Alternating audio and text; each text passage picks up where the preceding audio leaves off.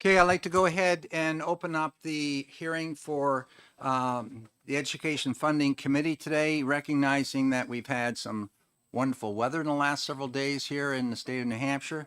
Reminds me of when I lived in Alaska those 30 years. It's just like being back home. And but at any rate, and I'm a little old for this stuff right now. So saw only 2 accidents coming down the highway today. So real slippery on the roads, even they may look good, but they're not. We have today 5 bills here, which we're hearing this morning, and then we go into executive session this afternoon for a few bills.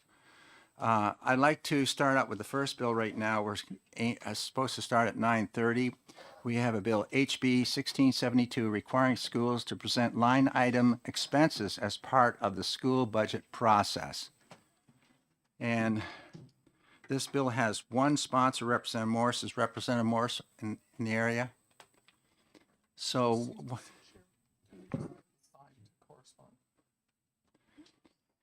yeah, we have a sign that's not even on the docket for today. It says 1482. We're dealing with 1672, and what happened is they changed rooms on us here, and okay, there. So let's just take the sign off the desk because that's going to show up on folks think we're talking about that. So what I'd like to do is have somebody here just say, I'm here to, present this bill on behalf of, and then close it down right there so we can have input from those in the audience that may be here today who traveled to testify on this bill. Representative Colcom, would you like to do that, please?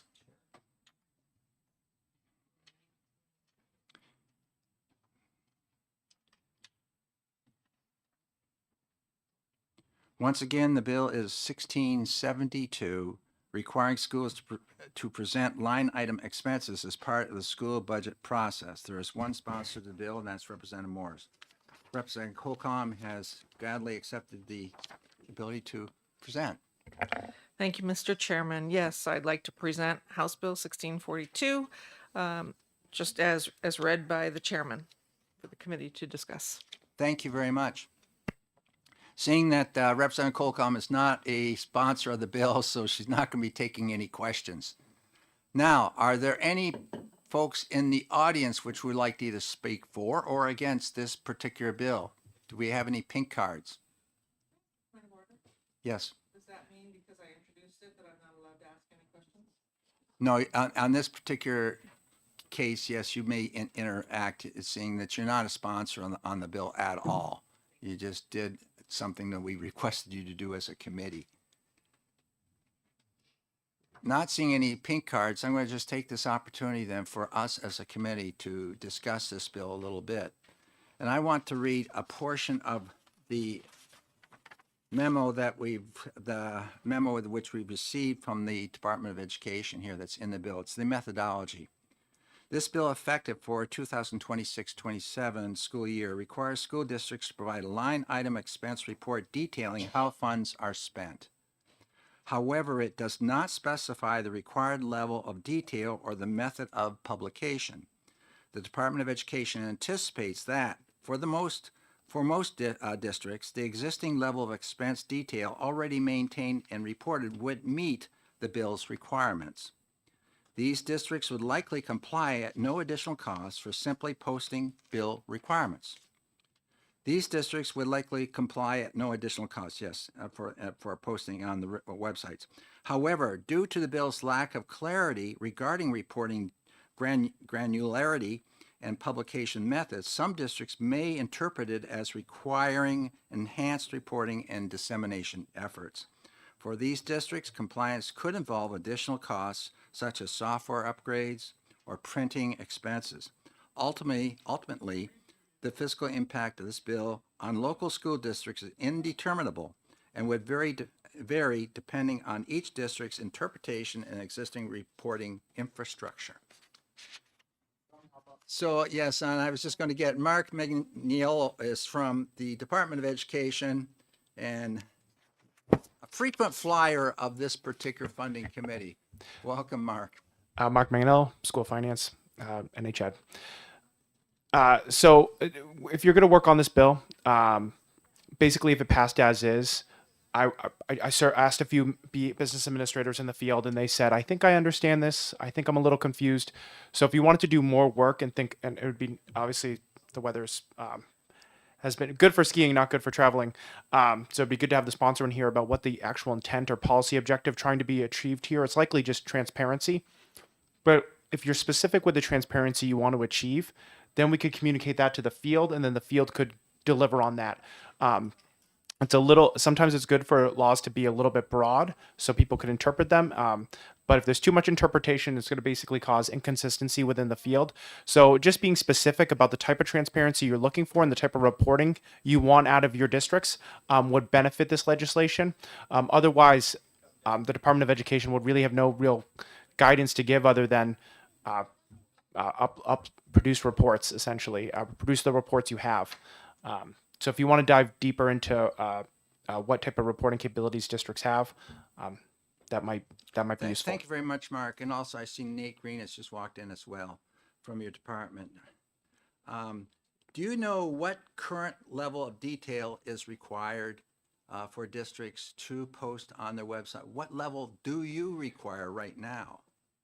Is there any granularity that you're expecting, or can you explain? So yeah, the local. So some of it's locally defined. So districts follow their own local budget processing. So they have to have a level of granularity that their governing body in their community basically demands. So that's kind of a local decision. So they can get as granular as they would like. They can get very, very into the weeds as much as they want. That's sort of a local call. What the state requires is rolled up DOE 25 versions, a rolled up MS 22 version, which is even more rolled up than the DOE 25. So we have a lot of granularity rolled up into these big buckets like instruction, which is a large bucket, special education, which is a large bucket. So state level reporting is very rolled up, not very detailed. Locally, districts build their own granularity to satisfy their own basically business needs. Is there any other questions from the committee members on this, Representative Colcom? Thank you, Mr. Chairman. Thank you, Mark, for taking my question. Regarding the rolled up data that comes in by the categories, are the voters allowed to,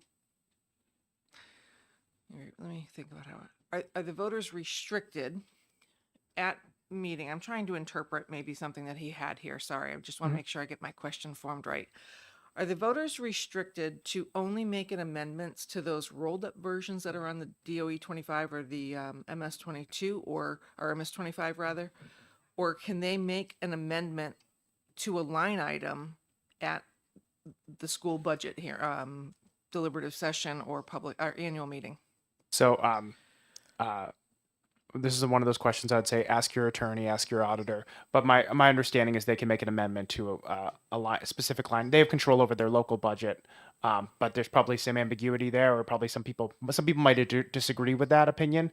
But I would say likely they're allowed to make those type of local decisions and manage their local budget. And a specific line item of granularity that they've defined locally, they likely can work that through the process. But there's people that might disagree with that opinion, because it's not clear. It's not exactly clear in law that type of restriction is prohibited. Thanks. Mark, when you're reporting, or when a district reports their expenses and the revenues and assets they may have in the 25, the DOE 25 form, how do they break down these expenses on that form? I know tuition, transportation's broken out, but then when we get into the other expenses, are they broken out at all, or is it just one lump sum? Yeah, here's our total expenses for equipment. Here's our for supplies. Here's our expenses for labor. Are those things even broken down like that, or is it just here are our expenses? Yeah, there's some degree of that it's broken down. So salaries is broken out, separated. Benefits is separated. Property is separated. purchasing is kind of lumped in, or essentially contracts and purchasing is lumped in with a lot of other categories. So there is some breaking out of some of the basically personnel expenses are broken out from non-personnel expenses pretty effectively. Some of the different types of expenditures or programs you would have, like instruction, special education, they are broken out to some degree. And that's why it'd be good to have the sponsor here, because if the purpose of this is transparency, is to dive deeper in the DOE 25, then that data already exists. That would be very easy for the districts. I know all districts could achieve that essentially. But if it's to wanting to know, like kind of like the way we use Transparent NH to know where each vendor is being paid, that's probably a different ask. But I think if you were going to work this legislation, you'd want to determine, do you want granularity above and beyond the DOE 25 so you can get those breakdowns? Is that what this bill is looking to do? Or is it to look to see who is the school district paying as a vendor? So I probably clarify that in this legislation. And then the field, I'm sure some SAUs would want to speak in about their capabilities to achieve those reporting requirements. But defining it more on that level might add more clarity to this bill. Representative Colcom? Thank you, Mr. Chair. Do you know, are there districts that do not have a computer system and they're using an accounting system that's manual? There are some districts using QuickBooks, which is very limited in its capabilities. But all of them have, none of them are using paper, to my knowledge. They all have a some computer degree of separate. technology, but the lowest capability school district would be using like QuickBooks, which means they can't. They're limited in the amount of accounting strings they can use, so they can't get super granular. Right. Thanks. Prior to the commissioner becoming commissioner, I had talked with her regarding the 25 form and whether a District X that's submitting that form to the state, whether that information being submitted has been audited or not. The response was a few may be, but the vast majority are not. Could this, in your understanding, we've been also looking for a breakdown of what components within the 25 form are related to adequacy, what are not related to adequacy. Could this be broken out so we could better discern what the actual costs of adequacy are? That is theoretically possible, but from a practical standpoint and getting all school districts to actually execute on that is a different question. So if you're going to try to answer the cost of an adequate education, honing in on maybe one district or a select few districts might be easier, but to actually determine what the cost of an adequate education is, you need to have subject level accounting. So any class that's not part of a content of an adequate education would now to be sort of like carved out of the cost of that education, because it would be a non-adequate education. So you basically need subject level accounting. To the extent some districts do subject level accounting, they want to know how much is math. They want to know, they can maybe even get even granular to like how much is algebra. But a district would need to have that system set up, and then they would need to have it obviously all put into their general ledgers and then set to the state. So it's all possible, but it would be a big lift for a lot of Huge. districts. Yeah. Representative Popovich? Thank you, Mr. Chair, and thank you for testifying and taking questions. You were talking about the limitations of QuickBooks, right? Obviously, you are correct. QuickBook is significantly much more limited than an ERP system would be. But QuickBooks still does have line items, right? So in terms of just what this bill does, while QuickBook is limited, using QuickBooks should not prevent a district from complying. Yeah. So the as long as you're clear on the ask in the bill, it's districts I think can meet that, again, depending on how you're going to define this. But pumping out all of your journal entries, every district should be able to do that. Pumping out your AP module, every district should be able to do that. But make that clear in the bill, and then ask the districts if they can do it, and then I would say, that's just the process I would recommend. Thank you. Further questions, Representative Colcom? Thank you again. It's my understanding all of that information is currently available today through a 91A request. Is that correct? Yes.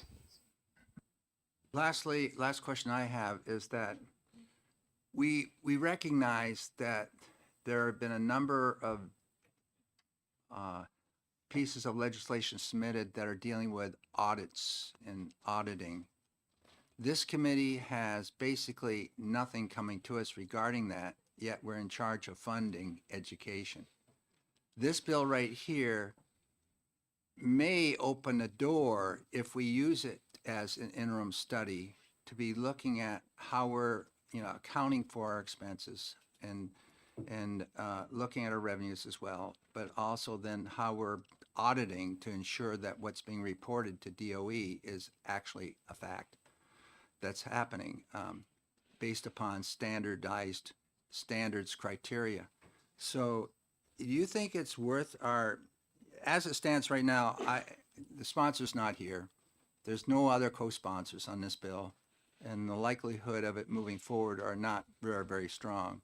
But do you think it's worth for us to continue to keep here in the interim study to really start delving into the issue of auditing?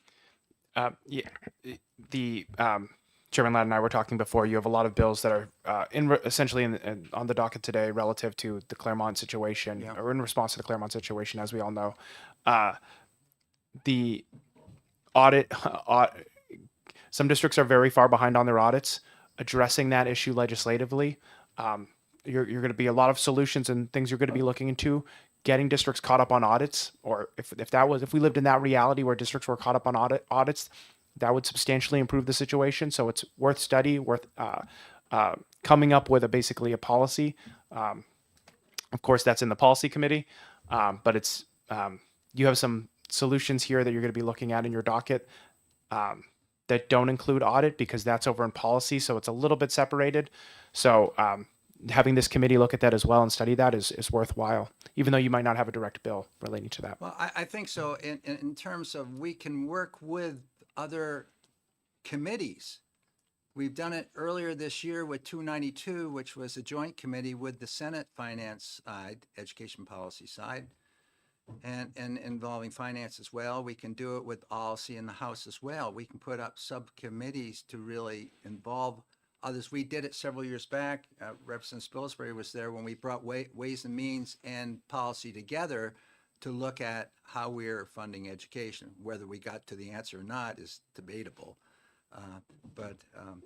So I just throw that out for consideration as to, where do we go with this? Any further discussion on this bill? Because next one is 10 o'clock. Not seeing anything else from you, Mark, or the department, from Nate? Thank you. Sitting there? None? Thank you very much. And we have no further pink cards on this. Mark, could you fill out a pink card saying you offered technical support to the committee so we can keep that in the record? And Representative Colcom, could you fill one out saying you introduced the bill on behalf of the prime sponsor? And then we got ourselves covered here. Madam Clerk, do you need anything else? No. That's all we need. So at that, I'm going to close this hearing. In a few minutes, we'll start up on the next bill on the docket. Thank you.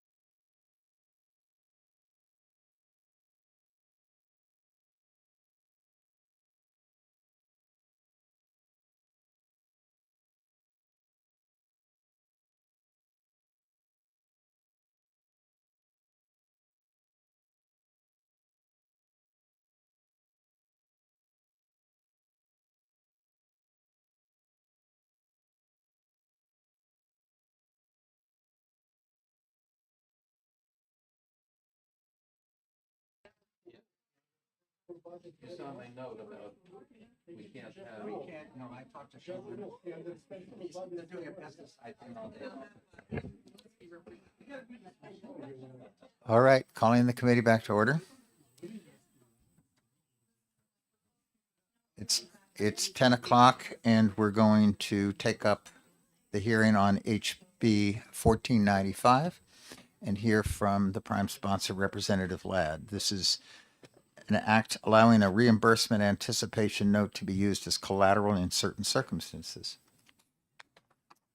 Representative Ladd. Thank you very much, Chairman Spilsbury and members of the Education Committee. For the record, my name is Rick Ladd. I come from Haverhill, New Hampshire.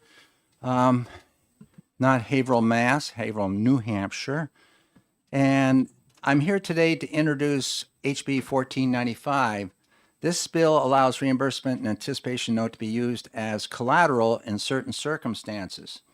And for those of you who have been on, municipal levels of government, you're familiar with the TAN, tax anticipation note. The reimbursement anticipation note, though, has some different parameters to it. And it's for use to schools may incur during debt in anticipation of reimbursement from two categories. So a school district that is incurring some really serious financial issues, we have those districts within our state right now, especially one that's been in the news. The monies which they're looking to get from a reimbursement anticipation note are derived from two sources.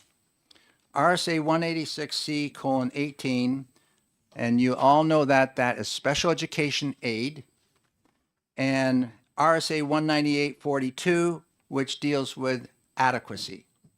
Those are the two pots in which one can come and say, I need to borrow from those or have an anticipation note so I can pay off my concerns or my issues with my district right now. In the RSA 186C:18, a student can oftentimes transfer from one school district to another. And when that occurs, the special education monies are prorated and sometimes fall behind schedule getting it received by the district the student might be in. And they're going to be looking sometimes for that anticipation note. And the same thing occurs within enrollment and hiring staff and granting funds and the use of the adequacy monies to support labor costs and supplies which they just don't have the money right now for. Why anticipation notes aren't for unexpected costs? They're for basically like a TAN, expected costs. A TAN is you have costs coming up to you in the start of another fiscal year or the budget year, and the monies haven't arrived, the taxes haven't been arrived yet, and yet you have these obligations through contracts and labor costs which you have to pay. So you take a TAN out in a district to pay for those, and you have to do it with some interest. Now, in predictable funding, where we take from these two accounts, and I'm trying to say in this particular bill that the funds which are derived from these two accounts must be used for the services and purposes those accounts are originally set up for. Now, I've been asked by some, well, what happens if the school district has to fill their tanks up with oil? What happens if they need, fuel? What happens if they need electricity in the buildings? All this apart. And I respond by saying the adequacy monies, which we have, and if you look at how they're broken down in terms of base costs, operation costs and maintenance costs are a part of the base costs. So you could fill your tanks up with this money. You could use it for paying off part of the contracted service for transportation of students, because transportation is also a component of the base cost elements or resources components that are part of base cost. So it's not limiting those areas which people oftentimes ask me, oh, why are you trying to limit this? I'm trying to ensure that, for example, a school district that is in severe trouble and they're borrowing from, let's say, the special ed monies or using that as to allow them to borrow, the anticipation using that as the collateral, that perhaps that ought to be used for the students which have special ed needs or that are placed in residential placements that are now, how are they paying for it in the district? Well, they're looking, maybe I'll pull the kids back into in our school district and we'll take care of it somehow there. But there's an IEP which must be filed, it's signed by parents, so you're obligated to that current cost.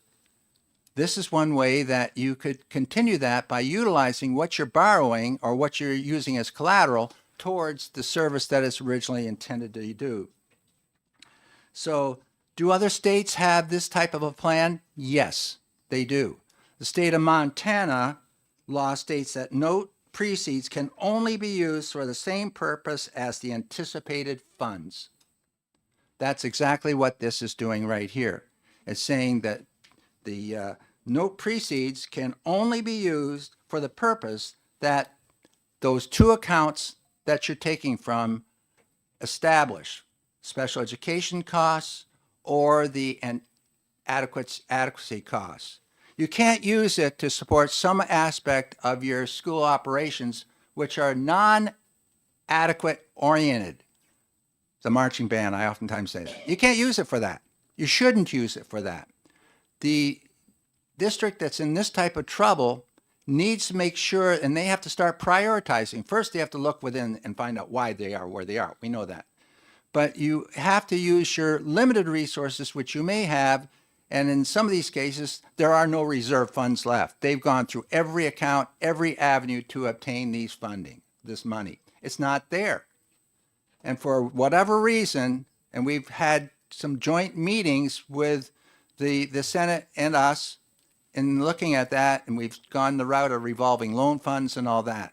I believe right now we have to really start looking at this area of reimbursement anticipation notes and try and tie it down to ensure that monies that are used, these are used for the collateral, then we must use it for the purpose of those established funding accounts. Thank you very much, and I'll be glad to answer any questions.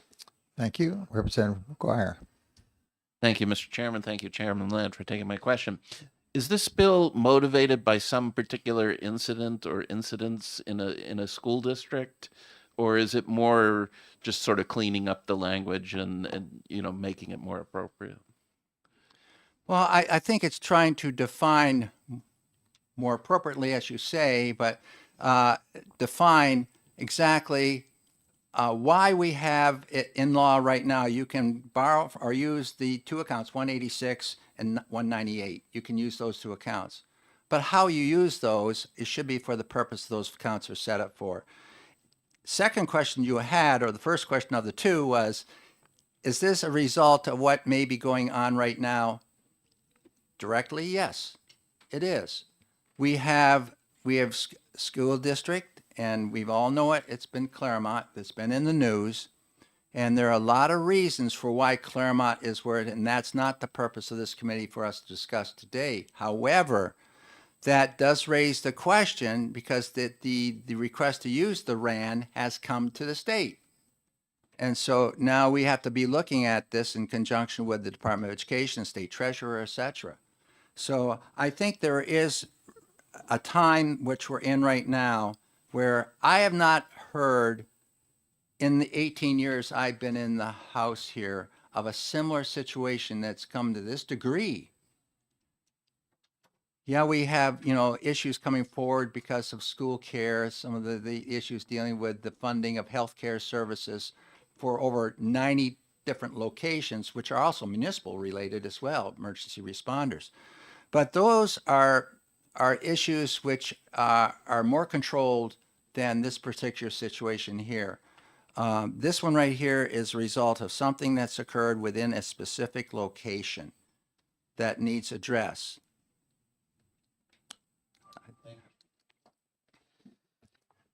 Representative Fellows and then Damon. Thank you, Mr. Chair. This is my question. I can understand how for the special education aid, you can identify, you're trying to fill in a particular cost for a student, maybe we'll just pretend it's like one student that you didn't anticipate, so you didn't put it in the budget.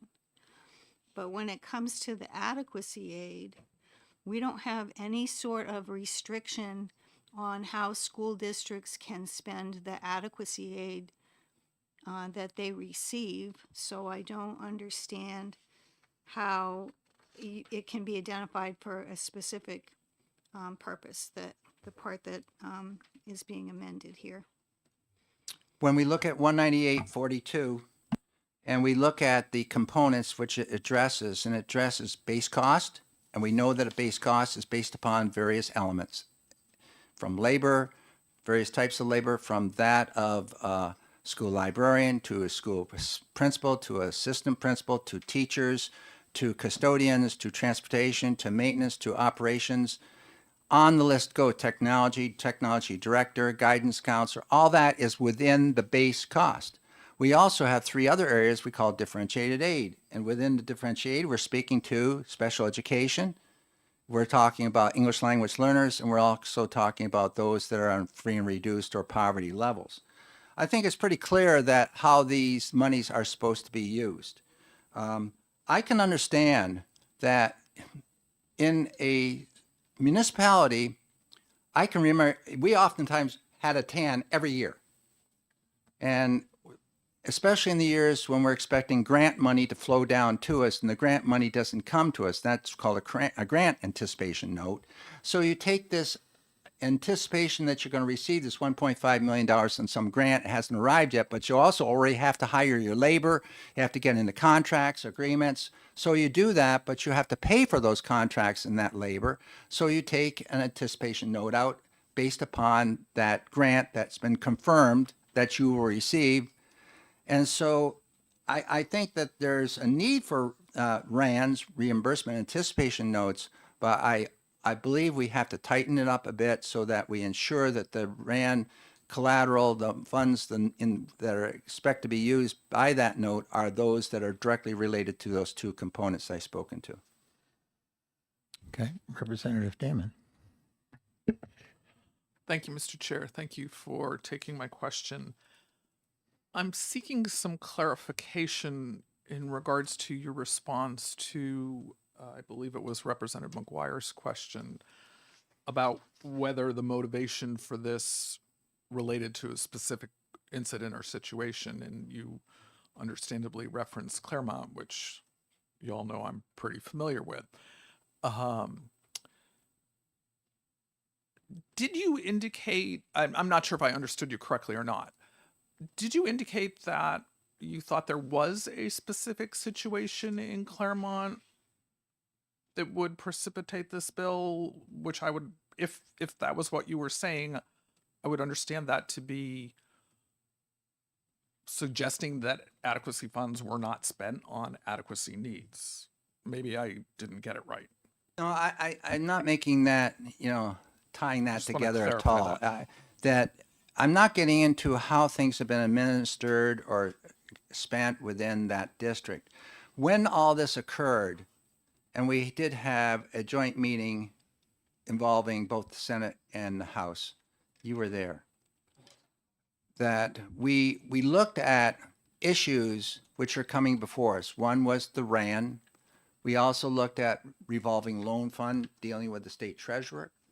And when all this started happening, I had never before thought about RAN at all. So this whole situation brought about, wow, now we have this situation and our statutes are yay thick and you obviously don't know everything within. I've always thought we were talking like a TAN, but evidently it's a RAN and we know specifically where it comes from.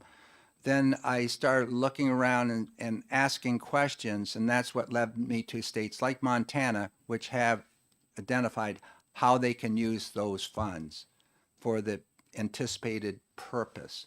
And then I went back and said, okay, what is the purpose of adequacy? What is the purpose of special ed? Should we take special ed monies and use them to fix the roof? Or should we use adequacy monies, which have maintenance included within, to do that? So I believe there needs to be definition where we are getting a RAN from because I don't think we should be taking special ed monies and crossing them over into different areas of education without some serious consideration of the ramifications. And there certainly are a lot of ramifications dealing with issues which could take us very well into the court system if we're not going to properly provide the services we're obligated to provide in special education. So if I can just bring this to a very clear point, we're not in any way suggesting that there are funds that have been obtained through Iran in Claremont and were diverted to a different purpose. It's simply that the Claremont situation has alerted us to the thought that it might be worthwhile to tie this down for the future. Correct? Correct. That's exactly what I'm trying to do. It has Okay. nothing to do with Claremont in that sense. It's looking at our policy and trying to tighten our policy up. Exactly. Thank you. Thank you. Representative Popovich Miller. Thank you. Thank you, Mr. Chair, and thank you for introducing the bill and testifying. Would it be fair to say, and I'm trying to see if I interpret your bill correctly, that the intent of it is to make sure that if we are only able to incur debt for specific purposes, that's what the statute says, right? Then we expect the proceeds to be used for that purpose and not, borrow money in anticipation of, revenues for special ed and then just use it on anything else we please, right? That's going down sort of the path that I'm trying to say, that I'm trying to make sure that we're using it for the purpose of what that RSA was set up for. Thank you. Representative Ames. I guess I'm a little bit worried that this doesn't seem to be a response to a particular issue that has arisen out in the school districts, and that you may catch in this narrowing net, this more focused allowance of debt. You may preclude borrowing that without a specific limitation like this that raises flags, may have been occurring in the past. You mentioned oil. Oil heats the whole complex. And it's hard for me to see that it would be easily separated out. Maybe it can be, but certainly where you've got special education classrooms in the same room as general education classrooms, how do you separate that? And cleaning the building, the basic operational costs that go into running a school are not easily broken into pieces. And so I would worry about that with this bill. It's a narrowing of something that right now seems to be functioning, as far as I know. I'm not hearing anything to the contrary, and may have an impact that's unintended, but serious. I'll try to explain. Within special education aid, which we have, we know that there are some costs which are ineligible to receive special education aid. Those basic costs of the classroom, the basic costs of the classroom teacher, the heating of the classroom, the maintenance of the classroom, the custodial services, so that's part of non-eligible special education costs. Then when, for example, a person's submitting these invoices for special education reimbursement, those have to be put over here as not eligible. The ones that are eligible, dealing with the specific resource room teacher or the speech pathologist or the occupational therapist, that is part of it. And then we also weigh out whether it also goes to Medicaid if it's a certain speech issue. So I think you can separate costs. When you're talking about oil and electricity, That is a cost which is just part of your adequacy, part of providing education to students in that particular facility. When you start taking monies out of the special education pot, I think you got to be very careful how you're using those monies and what was the original purpose for those monies. There's certain things that you cannot use special ed dollars for. They're ineligible. So you'd have to use that other 19842 pot to get, if you're looking for the operational cost of the building. Representative Gaiman? Thank you again, Mr. Chair. Could you provide us some information, if you have it, when you looked at other state statutes in this regard? And you mentioned Montana. I'm probably you have others in mind as well. Most all, I think, states provide greater state adequacy funding for education than New Hampshire does. So I guess I'm asking for some perspective as we contemplate, since New Hampshire pays less than 30%, that is, the state pays less than 30% of adequacy costs. The portion that a district could borrow in a rand, guaranteed by the adequacy money, with or without this bill, is a very modest part of their operating costs. And I think that's different in other states. Could you speak to that? Well, we do know that the amount of money we're providing through the state to operate our schools compared to what's coming from the local property taxpayer is significantly different. The issue where, for example, the school district we just talked, what did they go for in the RAND? About approximately $4 million. The $4 million, and they were, and I hope it's going to be okay past April here. The original thought was there was $5 million, which they needed to come up with. So obviously, you're going to be able to net out of these particular accounts what we put into them. And yes, what we put into the 19842 doesn't compare to what some other states are doing by a long shot. But that's New Hampshire.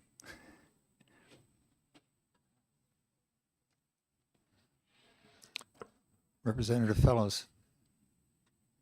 So this is along the same line. The adequacy aid, the 19842, I think is at the end. So that's the adequacy aid plus the extraordinary needs and whatever, targeted, whatever we're calling it this time. That money, the part that's the extraordinary needs in the enhanced money, that's not even tied to the basic. Yes, you're correct. adequacy. Yeah, So how would that? So that's not part of this equation. The extraordinary needs grant and fiscal capacity aid are on the right-hand side of the formula. 19842 speaks to those components, those four basic components, which are part of adequacy: base cost and the three areas of differentiated aid, period. That's what you're going to borrow from right there. You're not going to be borrowing your on the right-hand side of the column. That's not part of adequacy. Okay, the 42 is just. Look at 19842, and it has basically Roman numerals 1, 2, 3, and 1 deals with the initial purpose, what I believe. 1, 2 then starts talking about base cost, and 3 deals with the 3 areas of differentiated aid, and then finally says the sum total of these Roman numerals right here will be the cost of an adequate education. Okay. That's it in a nutshell. I'm not doing it It verbatim. stops right there, not the extraordinary. It stops right Okay, there. Okay, thank you. You're welcome. Very good, clear. Any further questions for our sponsor? Okay, thank you very Thank you much. very much. Representative Ladd. I don't have any pink cards, is that correct? Is there anybody else who wishes to address this bill? Okay, seeing no further comments, I'm going to close the hearing on HB 1495. We have about 3 or 4 minutes till we start our next hearing.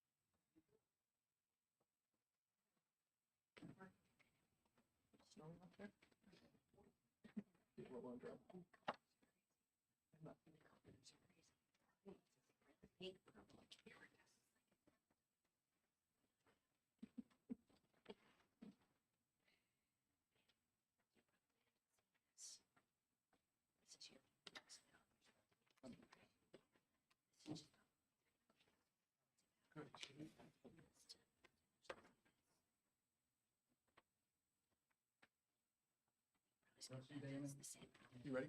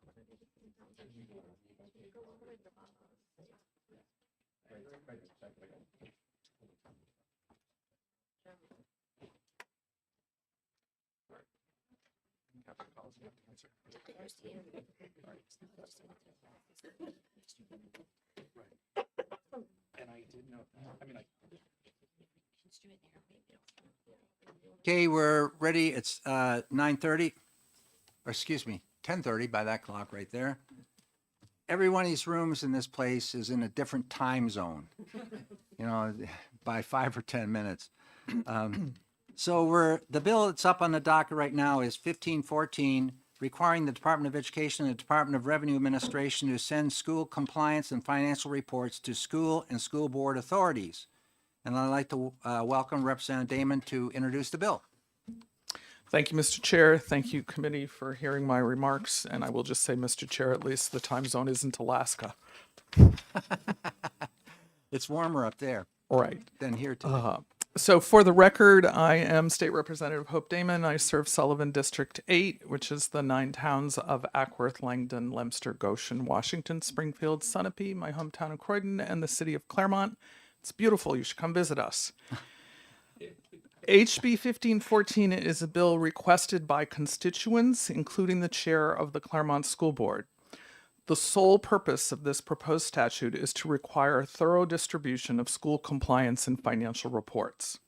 Currently, there is no statute comprehensively defining where these needed reports are communicated. HB 1514 specifies that all compliance and financial reports from the Department of Education and the Department of Revenue Administration will be sent to every elected school board official, the school superintendent, and the school business administrator. Department of Ed is tasked with providing a list to these individuals annually of what reports to expect. And as noted, makes the same requirement of DRA, that is, all compliance and financial reports would be sent to every elected school board member, the school superintendent, and the school business administrator. And I would note that submitting this legislation is certainly a response, one of many, to the management and fiscal crisis in the Claremont School District, but it is clear that all school districts across the state would benefit from the safety net created by having many individuals informed in a timely manner, whether it be communications about special education documents needed at DOE, timeliness with audit submissions to DRA, or any reports that inform of the district's status. I'm hopeful that we can see this as it's dangerous in these halls to say simple, but as a simple measure that is just about communication, so the parties involved in the operation of our school systems are well informed. Thank you for your consideration, and I will try to answer questions if there are any. Thank you, Representative Damon. Representative Spilsbury. Thank you, Representative Damon. As you can see, I am a co-sponsor Thank you. and represent adjacent communities to Claremont, have followed the situation closely. Can you describe to us just a little bit some of what the revelations looked like in August in terms of surprise on the part of school board members, Claremont school board members? And how does this bill address, that experience? Thank you for the question. I will try. So in August of this past year, 2025, 2 weeks before the scheduled opening of the Claremont school system, the school board was informed that there was a $5 million cash shortage that was putting at risk the opening of school. There was not certainty of meeting payroll and other expenses. I don't think 6 months later that we yet know who knew what, when, as completely as we ideally would. There's still a lot of investigation happening. But I would say that there were a number of school board members who indicated that they had not had a clear sense of how inadequate the fiscal management and the fiscal status was. It appears that there was some knowledge several months before among some people, but honestly, you hear a different explanation and report in many different circumstances. It's not clear.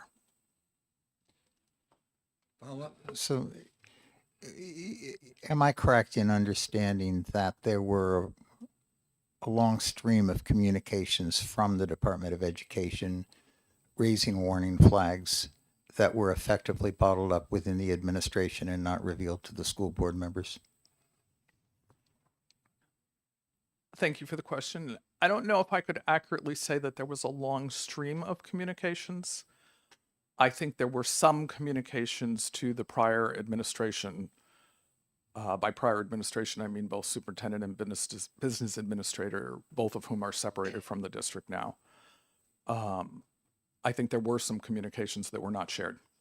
And that, in fact, is the part of the bill in here that proposes for the reports and communications to go to the school board members is, in fact, to try to address the unfortunate circumstance where some folks knew something that a lot more people should have known and helped to address. And I should say that I don't think these circumstances are common, but I also know that Claremont is not the only district with fragile financial circumstances. Thank you. Representative McGuire. Thank you, Mr. Chairman. Thank you, Representative, for taking my question. I have a couple. Is there any overlap between the reports talked about in Section 1 and Section 2? Thank you for the question. I just want to refresh my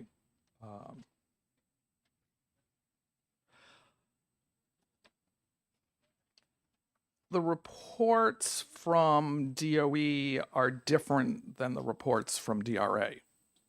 And we actually have a representative DRA here who we can refer to for input on their aspects of this. And we have DOE too. Thank you. Can I follow up? Follow up, sure. Thank you.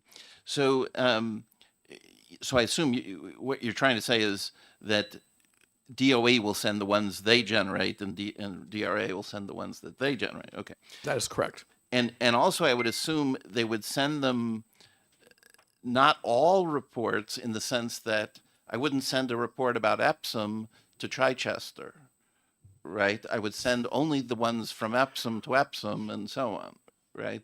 Yes, and if we need to clarify the language, that it certainly is not my intent for every school board member throughout the state of New Hampshire to receive the reports for every district throughout the state of New Hampshire. Right. So I do think, mean district specific. I think we Thank might you. need an amendment in that sense. May I ask one more? Go ahead. Thank you. So, would you object if these were sent electronically?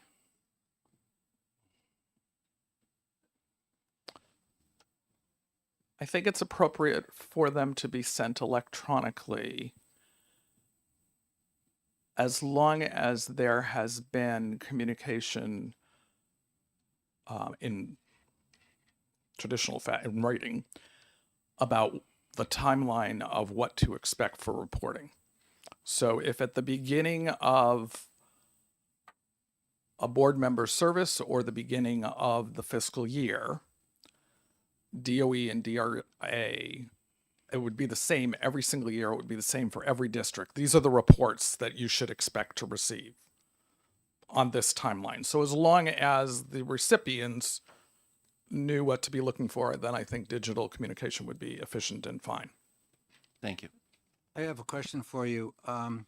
Did you communicate with the department to try and get a definition of what all school compliance and financial reports are? Compliance in what? Financial reports, I get that to a degree. And then the second part of my question would be, so I'll load both of them to you right now, is that in terms of sending to elected school board members, elected school board as an individual walking the street can't make a decision or take any action. You got to do it as a school board member. As a school board, you take a collective vote, and that's our decision where we are. So could this report be sent to the school board with the notice disseminate to all elected officials, seeing that elected officials quite frequently change in various locations, and that's going to be quite a deal in terms of trying to maintain who's one and who is not. Those are my two questions. First one, compliance and financial. Thank you for the questions. And thank you for the reminder of the first one. I would fully acknowledge that my background work with DOE has not been as thorough as I would like it to be, trying simply to keep up with all that there is. So we do need a more specific explanation from them and discussion of the meaning of compliance and financial reports, what that list that I referenced a minute ago would look like. I know with DRA, there actually is a single report that would be under consideration in the language here. Your second question in regards to and let me make sure I understand what you're asking, Mr. Chair. Could the reports be sent to the chair of the school board for dissemination to the rest of the board? Is that the question? Correct. I'm not in favor of that. I think direct, and I appreciate the logistics are more complicated, but I would like them to go directly to all the involved parties. I think there can be a lot of discretion with board chairs, and people need time to look at and process and be prepared to, when the school board meets, address issues. So I think they should receive them the same time the chair does. Representative Popovich. Thank you, Mr. Chair, and thank you for putting in the bill and testifying in its support. Let me ask you this way. I personally have been aware of school boards where sending the information just to the chair would not have been an effective way of reaching all the school board members in a timely manner. Would you have had similar experiences or knowledge of similar situations? I have not had personal experience or knowledge of those situations in New Hampshire. I actually do have knowledge of that exact kind of experience when my dad was on the school board in his regional school district in Massachusetts. And there was an issue, this is literally decades ago, of the school board chair not broadly sharing information, and it became a problem. Further questions from the committee for Representative Damon? Yes, Representative Fellows? I actually have two questions. One of them, why can't this be addressed internally with the school board amending their policies that says whenever there are reports required to be sent to the Department of Education or the Department of Revenue, that copies of those reports be distributed to the board members, because the reports that are in here are reports that are going from the school district to education or revenue. And this bill is asking for those two departments to send it back to the school board members. So seems to me it would make more sense that that's addressed just within the department or just within the school board. Tell the superintendent, we expect you to send us copies of these reports, and we expect you to tell us every year when they're due, so we'll know if you're late sending that report in. And so that's part of it. The other thing is the way this is drafted, it says that education and revenue need to annually send the reports, but those reports, there's multiple reports, and they're due at different times throughout the year. I can't remember. That's good enough for now. Thank you for the questions. I do not think that it is an efficient, reliable expectation to say that every school district is going to make this policy. I think it makes much more sense to make it be a state statute that then applies to all school districts uniformly and reliably. So I would not be in favor of leaving it to the discretion of the school districts to do that. Frankly, if that was happening, I wouldn't be here proposing this bill. There would be no need for it. I do think that we should have an expectation that reporting that is going from the local district to the state agencies should surely be shared with the school board in the district that it's being sent from. But that's not what this bill is addressing. This bill is proposing to address reporting from the state level to the districts. And if I could put a for instance on it, Department of Education communicates to school districts whether they are, I'm not sure if compliance is the exact right word, whether they are appropriate in their special education services and the documentation of those services. And if the district doesn't, if some members of the district don't know that DOE is repeatedly saying we don't have the reports that we need from you, and if we don't get those reports, we're not going to be able to pay out your grant, that's a problem. So that's from the state level to the district that we're talking about.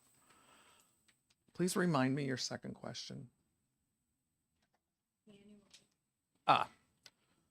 So I don't interpret annually to mean annually on a set date. It would be annually at the time that the report is completed by the state. So if the report on whether districts submitted their audits, whenever that's completed is when it would be sent. Annually meaning once a year.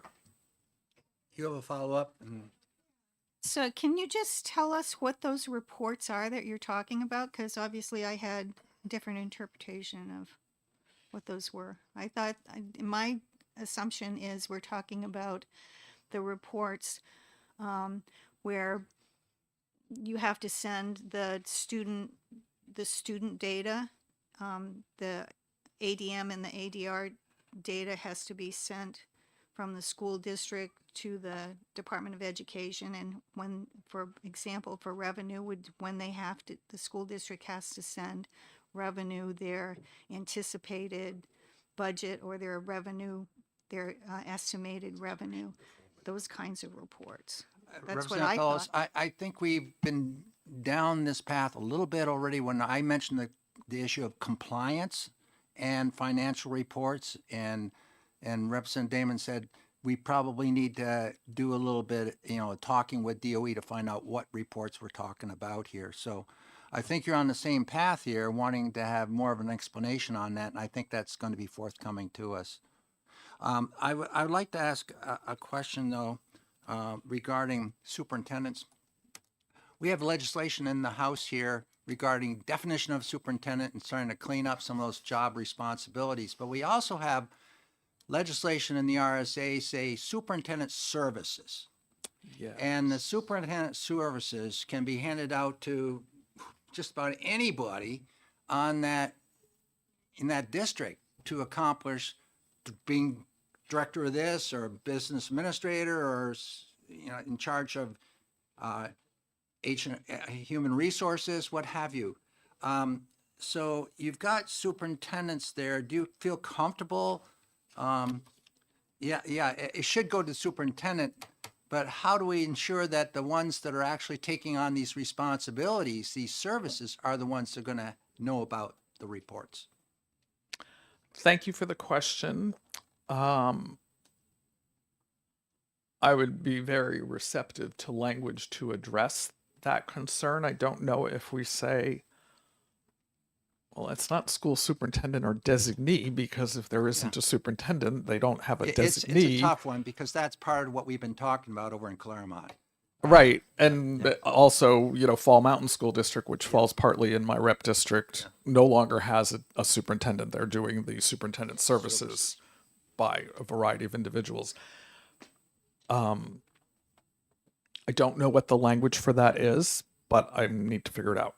Thank you. Further, Representative Colcom and then Representative Weinstein. Thank you, Mr. Chair. Thank you for taking my question. I thought I had it, and then I got a little bit confused with some of the questions that came on and the answers. So is this for the Department of Revenue and the Department of Education to provide a list of the reports that are needed to be compliant for the school district rather than the actual reports that were sent? Because my understanding, especially when it comes to the financial reports, is that the school board is obligated to sign those financial reports that are going. So the MS 25, the DOE 25, those all need to be signed by the school board. So why would the state revenue or education be required to send those back after they've already signed them and sent them? Thank you for the question. I will try to clarify.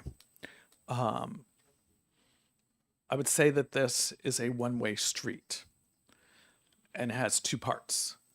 So one part is for there to be a standard list from both of these agencies that informs what state level reporting to districts occurs. So the DRA list is a single report. DOE, as we've noted, I need more definition on what those reports are, but it's more than one. I do know that. So there's a communication tool to tell folks in the district, some of whom will be totally familiar with this, but some school board members will not be, what reporting they should be receiving throughout the year. And then the other part, and the reason I said one-way street, is that it is reporting from the state to the districts whatever reporting, whatever concerns, whatever flags, if you will, those agencies have with the fiscal operations of the district. It's not asking for things to be sent back to the district that the district prepared, signed, and sent to the state. Clearly, you do your MS-25, you have it, you send it to them. The state's not changing it, so they're not sending that back. But they're communicating anything that flags concerns. One thing I want to remind everyone, this is not an early bill. We have to March 5 to get this ironed out. Yay. Yay. Okay, Representative Spilsbury, did you have a question follow-up or not? Yes, just very briefly, and I think. Oh, excuse me, no, Representative Weinstein, you're on batter up here. That's okay. Thank you. That was actually Representative Colcom basically asked my question. I will say though, since I have this opportunity, and thank you for taking my question, I have been in the situation with school board chairs and town council chairs for that matter, not disseminating information to the entire body. So I know that that's happened in New Hampshire, at least in Newmarket. So thank you. Thank you. Representative Spilsbury? So just briefly, it's not an early bill. We're going to have a work session, but it seems to me that the bill, when it talks about reports, that connotes to me formal documents that compile data, et cetera, but I think we should be at least as concerned with other kinds of notifications about missed deadlines and inconsistent information and the other kinds of things that might be red flags coming from either of the two departments. So we can work on language to perhaps expand it to that. I appreciate the comment and I concur. Are there further questions, Representative Burton? Just a quick question. So I'm not that familiar with this system, but I've been in public administration a long time. And you just used the phrase red flag. Is there any, if you're getting piles of documents, are situations that are looking dangerous red flagged in any of these reports, you know? Because then the person might pay more attention to them. Thank you. Let me make sure I understand your question. Are you asking if this proposed legislation would include sort of earmarking some of the communication or reporting with a red flag, a more distinct, hey, pay attention to this in the onslaught of information? Is that the question? I would just, I guess I was making a comment more than a question, that it seems like it would be advantageous if, with all of the things these active people get, that if there was a concern about that particular report, it'd be flagged somehow. I think That's that, all. just to cut in here, because we've got to move on here. If I'm the Commissioner of Education and I'm sending a letter out to a schools district saying to Mr. Superintendent or Miss Superintendent, get your act together. And I think that has occurred over a period of time here. I think that's enough of a red flag.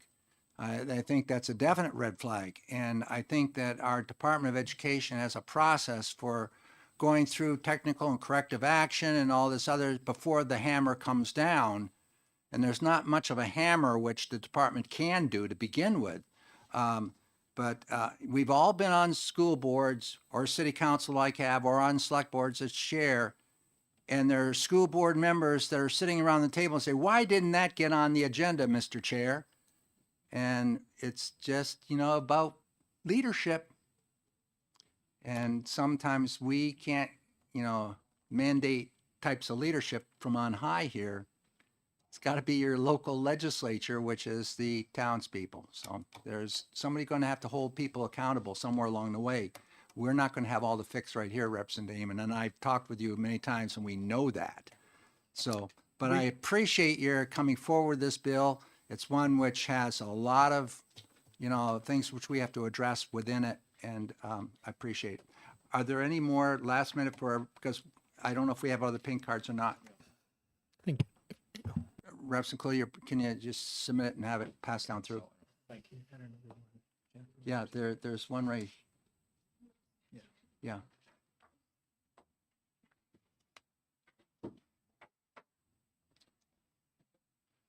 Go ahead.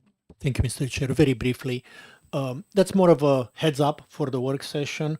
I would like to delve a little bit into whether we need to send this to just the school board members, or we should ask the DOE to make all those documents public on their website and therefore notify everybody in the state, right? But that's a discussion. I really understand the timing of this hearing, and I don't want, it's more of a, please expect that type of discussion going forward. I want to give you the heads up so you're not surprised. Thank you. Thank you very much. Any further questions of Representative Damon? Thank you very much. I'm going to take the person that had the card in, has been waiting here a while. This is Jennifer Ramsey from DRA. The revenue people are here. Be on your best behavior, yeah. You've all paid your taxes, right? What taxes? I'm Jennifer Ramsey. I'm Tax Policy Counsel with the Department of Revenue Administration. Thank you, Mr. Chairman, for letting me speak today. Good morning, members of the committee. I have handed around an analysis that the department did of this bill and raising some of the many questions you all have also raised here today. The question of what annually means, making sure what is defined by a compliance or a financial report. Since it sounds like there's going to be a work session on this, I think maybe I don't need to go through this in great detail since a lot of it are things you've already raised. There is in this document a list of the financial reports that we receive, and we don't, on a narrow reading of this bill, we don't currently generate anything that I would call a compliance or a financial report for a school district. So to the extent that I've heard Representative Damon speak today about there is just a single report with respect to DRA, I think maybe what is being contemplated is that we would generate a compliance report with respect to audits that have or have not been received by the department. And if that is what the scope of this is intended to be for DRA, that is something we could do. We do not currently do, but we could generate that and have a communication back out to the school district members as well as the business administrators and superintendents along those lines, which is something we'd be happy to do. But the language of the bill would need to be modified a little bit to give us the responsibility and the authority to do that. Depending upon how broadly you wanted to go and how frequently we were doing mailings and what all we were mailing, we had anticipated that this might exceed the capacity of our Municipal and Property Bureau to handle the mailings and maintain a constantly updated list of school board members, superintendents, and business administrators. So to the extent that this became a much broader requirement for us, we might need to add an office clerk type position. And that's again all in the bill analysis for you. And I'm happy to take questions if you have any. Thank you very much. Are there questions? Yes, Representative McGuire. Thank you, Mr. Chairman. Thank you for coming and answering the question. For this list that you gave us of reports submitted to you, do you do any kind of summary reports from them? We do not. The reports that we receive from the districts, many times signed by the school board members, primarily come into us in order to set tax rates. So they're sort of self-regulating in that if you haven't gotten us your MS-25, you're not getting a tax rate, and people need their tax rates. So we don't find that we need to pound people with respect to those. Thank you. Representative Colcom, are you considering a question? If I may, I saw that hand going. thinking about whether I want to do this. Thank you, Mr. Chairman, and thank you for showing up today and helping us here. Do you think that we should also be reporting from the SAU's financials as well? They are separate, and there is a little bit of a difference. We do not set a separate tax rate for the SAU. That is a component of what gets done at the school district level. So that would sort of be a different area altogether. We don't currently receive reports from SAUs at all. The SAU financial need is embedded in the district budget when we receive it. Oh, So when the SAU is holding on to an unassigned fund balance, should that be sent back to you so that you know financially that they have some of the taxpayers' money in an unassigned fund balance? So that would, if you mean the money itself, it wouldn't come back to us. It would go back to the taxpayers in the community. And I know you have legislation on this topic as well, which we've coordinated on.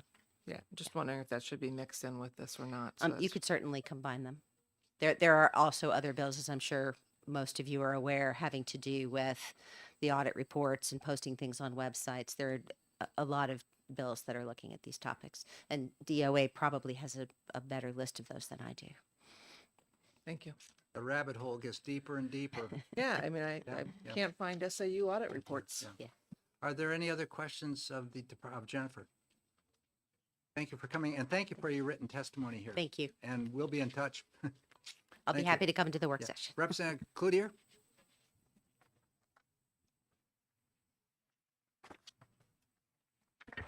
Thank you, Mr. Chair, members of the Education Funding Committee. For the record, I'm State Representative John Cloutier, representing Sullivan County District 6, which comprises the communities of Claremont and Croydon.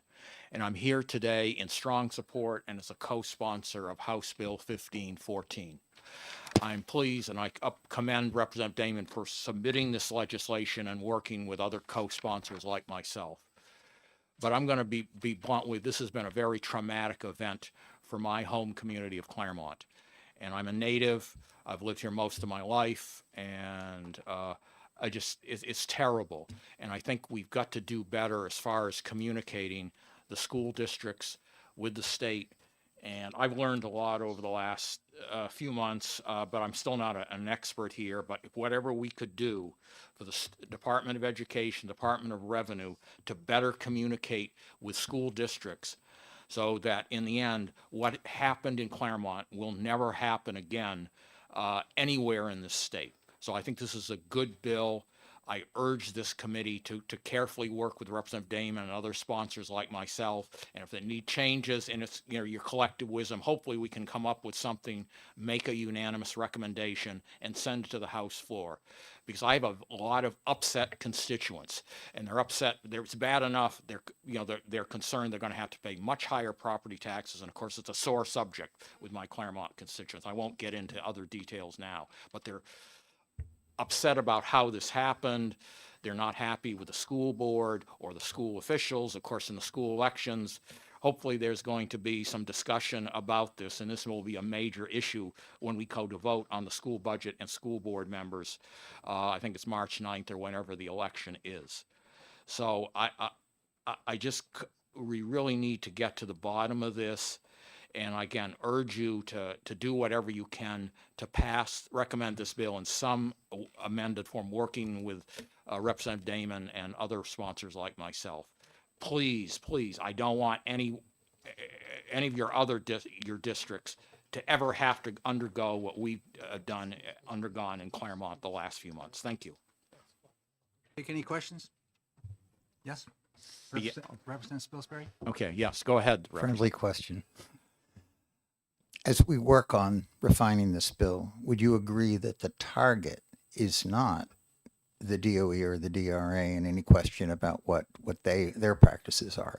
The target is to make sure that once information enters a single portal into the district, it can't be bottled up. It has to reach all of the appropriate ears.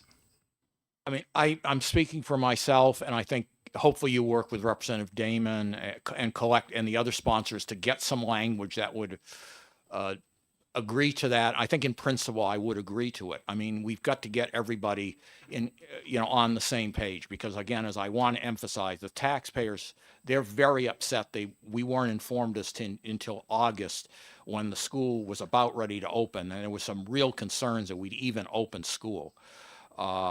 And there was really little or no knowledge of this $5 million deficit. It came out of the blue, and I was shocked just like everybody else. I don't know if that answers your question. Are there further questions from the committee?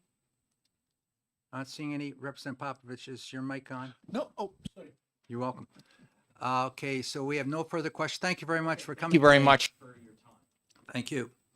Are there any other pink cards on this bill? We're on 1514. Not seeing any. Thank you very much. We'll close this hearing and we'll prepare to get into the next hearing, which is on the docket here, and that it will be HB 1816. Oops, that's me.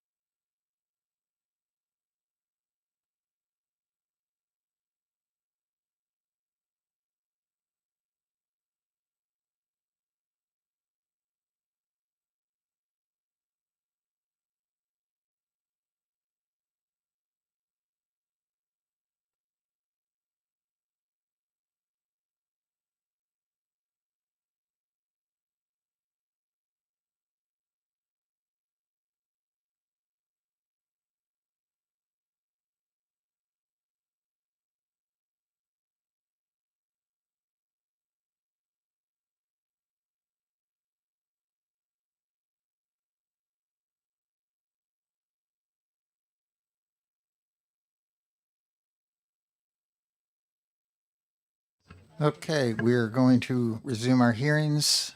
I'm opening the hearing on HB 1816 relative to the intervention of the Department of Education into a school or school district during a financial emergency. And we'll hear first from the prime sponsor, Representative Ladd. Good morning again, members of the Education Funding Committee and Chairman Spilsbury, for allowing me to present this bill, 1816. 1816 is relative to the intervention of the Department of Education into a school or school district during a financial emergency. And we are hearing today the list of bills which are dealing with this sad situation which has occurred on the western side of our state. This bill right here does deal with a specific concern that when everything occurred over in the school district we've been discussing, the Department of Education had informed the district of concern through various warnings and issues, communications, I mean. And unfortunately, the Department of Education has no other options available other than notifying and letting people know that things are not being done or submitted or what have you. In 193H:5, the powers of the Department of Education, it starts off with, nothing in this chapter shall be construed to permit either the Department of Education or the State Board of Education to take control of the daily operations of any local public school district or school. That's pretty strong. And then, unless the financial operational condition of the local public school district or school is deemed a financial emergency by the State Board of Education, necessitating department intervention and oversight. So this bill right here now states oversight, not control. In such an emergency, the commissioners have authority to assist, now again, assist the school district or school in developing a recovery plan and to oversee such plan to leverage resources to address core financial needs. So this bill is very narrow. It deals with financial emergencies, and it allows the State Board of Education, if they recognize, to direct the department to intervene and have oversight, not taking control, not saying, Mr. School board member, you're now no longer active and able to do your job. No, that's not part of this. And the same thing with superintendent and all that. This is for the department to have the authority to get involved and respond and provide some oversight. In such an emergency, the commissioner shall have the authority to assist the school district and in developing a recovery plan. The recovery plan may consider altering administrative practices and operational conditions. Certainly, in the place we've been talking about, operational conditions and administrative practices need to be looked at. And really, are we going down the right path here or not? Or what can we do to make things better, to achieve a better outcome? B, reallocating school district or school resources. Are school resources being directed in the right areas that are necessitating the highest priority needs? The department doesn't know, but if the department can engage and work with people and have these questions for consideration, oversee, then this might be something that has to be done. I'm sure it's being done right now, that resources are being reallocated in directions that are necessitating the limited resources that are available. And the C, renegotiating contracts and agreements. We all know that there's many, many agreements and many contracts dealt with by a school district with various organizations. Might be maybe the labor association. It may be transportation oriented. It may be with your local persons doing contracted services to keep your Xerox machine up and running. All these may be a food service contract. All these services, though, are spending district dollars and you want to be looking at, is there a way to renegotiating these contracts to ensure that we can get a better outcome with the limited pool of dollars which are available and helping us to see the light of day going the direction we should be going. D, department oversight of school district or school governance, organizational structure, and administrative services identified in RSA 194C4 up to 1 year. So it limits the oversight which the department would have for 1 year working with in terms of school governance, organizational structure, and administrative services. This is needed. People are looking for help. In fact, the district itself has hired an attorney to handle many of the practices and advise them as far as what direction they should or shouldn't go, and help ensure that things are being done properly. There's a lot of work that needs to be done in situations such as this. For the purposes of this section, school and financial emergency or school district and financial emergency necessitates that immediate oversight by the department is imperative for the school district or school to meet its financial, operational, and instructional responsibilities for all school-aged children. We know that over there in the district we're talking about, the children that have been placed out of district, the students that are in high school hoping to graduate, taking an AP course, or the students which are involved with athletics and looking for scholarships, all that has to be accounted for. And the reason why we're wanting to have some oversight here is to meet the needs of our students. The State Board of Education shall adopt rules pursuant to this legislation relative to implementing corrective and technical assistance to school districts or school and state financial emergency. Notice it's implementing corrective and technical assistance.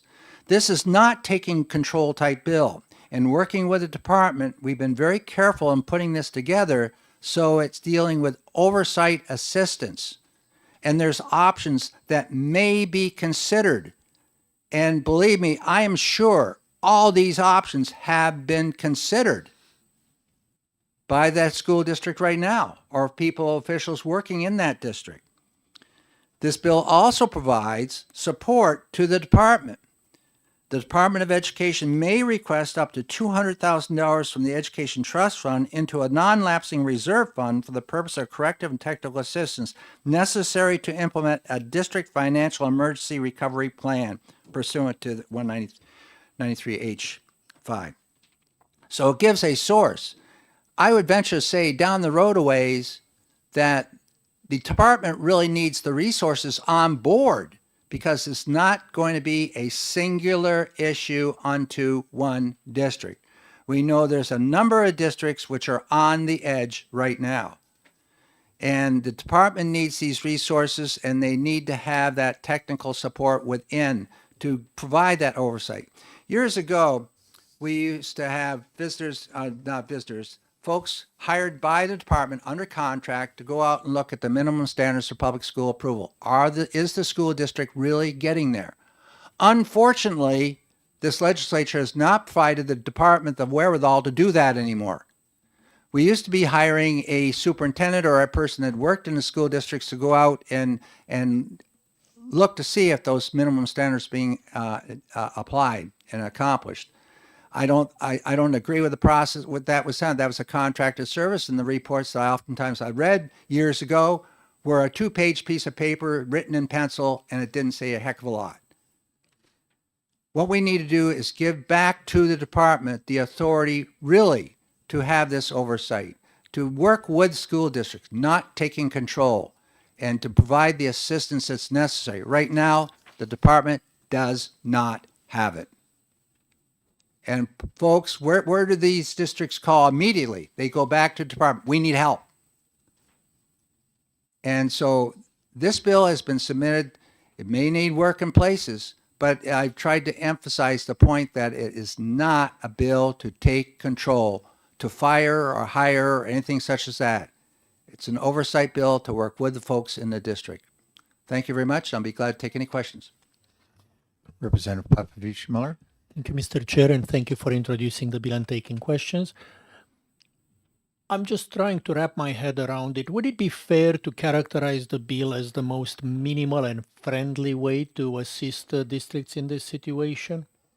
I think it's the most responsible and the most accountable way of helping a district. Our Department of Education has the expertise on board. They have the people in analytics. They have the people in special education. They have the commissioner who has a broad knowledge, and especially this commissioner has a very, very strong background in as a CPA. These are the folks which have the ability to help the district. And I think it's part of our responsibility as a state to provide that service. So yes, I think this is a minimal way to do it with less impact as far as people saying our district's being taken over. No, your district's now had some oversight from the department to give you better guidance and a support in reaching the outcomes you want to reach. Thank you. Representative Burton. Thank you, Mr. Chairman. Thank you for taking my question. I was working in Massachusetts when Chelsea went under the school system, and they appointed Jay Ash as the receiver. The advantage of that was that he could renegotiate. He had the legal authority to renegotiate any debt that Chelsea had, and it actually made it easier for Chelsea to come out of the situation they were in. Once they get back and stable, Jay left. I'm not suggesting we should do this in New Hampshire. It's not the New Hampshire way, but did you think about? Yeah. When you're looking at this, you look at receivership. You look at some of those issues that I, as a past administrator and school principal for the 30 years, have seen some of this happen in other states, where, well, it was the state of Alaska. But I think the way you're going to get a better fix if you can work with people in the community and reflect the culture of it and the environment of that community and trying to have an outcome which is going to be satisfactory and really done as quickly as possible in a way that's going to end up with the students in that district continuing to be served. It would be atrocious right now if certain programs over there had to stop. And I just hope by April we can figure out a way to, if funds are short, and they may be, I don't know, but the last time I heard they continue to be. So I think that this is probably, in working with the department and talking with folks, this bill was written by myself, but also in conjunction of getting expertise from, wording from them. First several times it was written, it was unsatisfactory. We don't want to take control. We want to provide that oversight with the expertise we have here in the state. Yep. Representative Fellows. Thank you. This is just a tiny question. So you refer to school districts and also to schools. By schools, do you mean charter schools, or is there any, is that the meaning of when you say school? Charter schools is a different bailiwick. They don't have the taxing authority. But when we're talking, this is for K through 12 schools and school districts. We have some districts that are one school. We have school districts of varying degrees in the state. I'm in a cooperative district of one town. And so in wording this so that we're taking up a school that might be in trouble, an individual school in a district that's part of a larger SAU, we can deal with it that way. You're welcome. Representative McGuire. Thank you, Mr. Chairman. Thank you, Chairman Land. I just read RSA 193H, which this changes 193H:5, and it's all about schools that are test scores are not performing good and maybe need some help in how to teach. It's not about financials at all. And so I'm wondering if maybe the bill ought to be placed somewhere else in the RSAs, maybe where there's financial reporting or financial responsibility or something like that, rather than in 193H. Is that possible? Well, when the bill was created, the intent was to keep it narrow, financial emergency, not to get into achievement scores and all that, because that's a different bailiwick, curriculum and instruction. So if it's in the wrong statutory area, that can be changed easily. But under the powers and duties right now, we're giving this authority to the state board to make the decision, say, we're going to involve our Department of Education. Whether it's the right place or not, I would want to talk to some of our legislative service people to make sure that we're doing it properly. I know we've had a lot of rotation down there too, but that would be the place to make sure we're doing it. If Anthony were here or Jeff were here, we'd have it down. I just comment is, you know, we constantly talk about recodifying the education laws. I don't want to make them worse along the way, you know, so that's my thought. Yeah, I don't know you can make them any worse. We're already there. I have a question. In watching the Claremont situation very closely, I think the most important decisions were made almost immediately, and that was to engage an attorney and an outside competent comptroller. And then in conjunction with that, over the course of several weeks, to sideline the people who had been most directly responsible.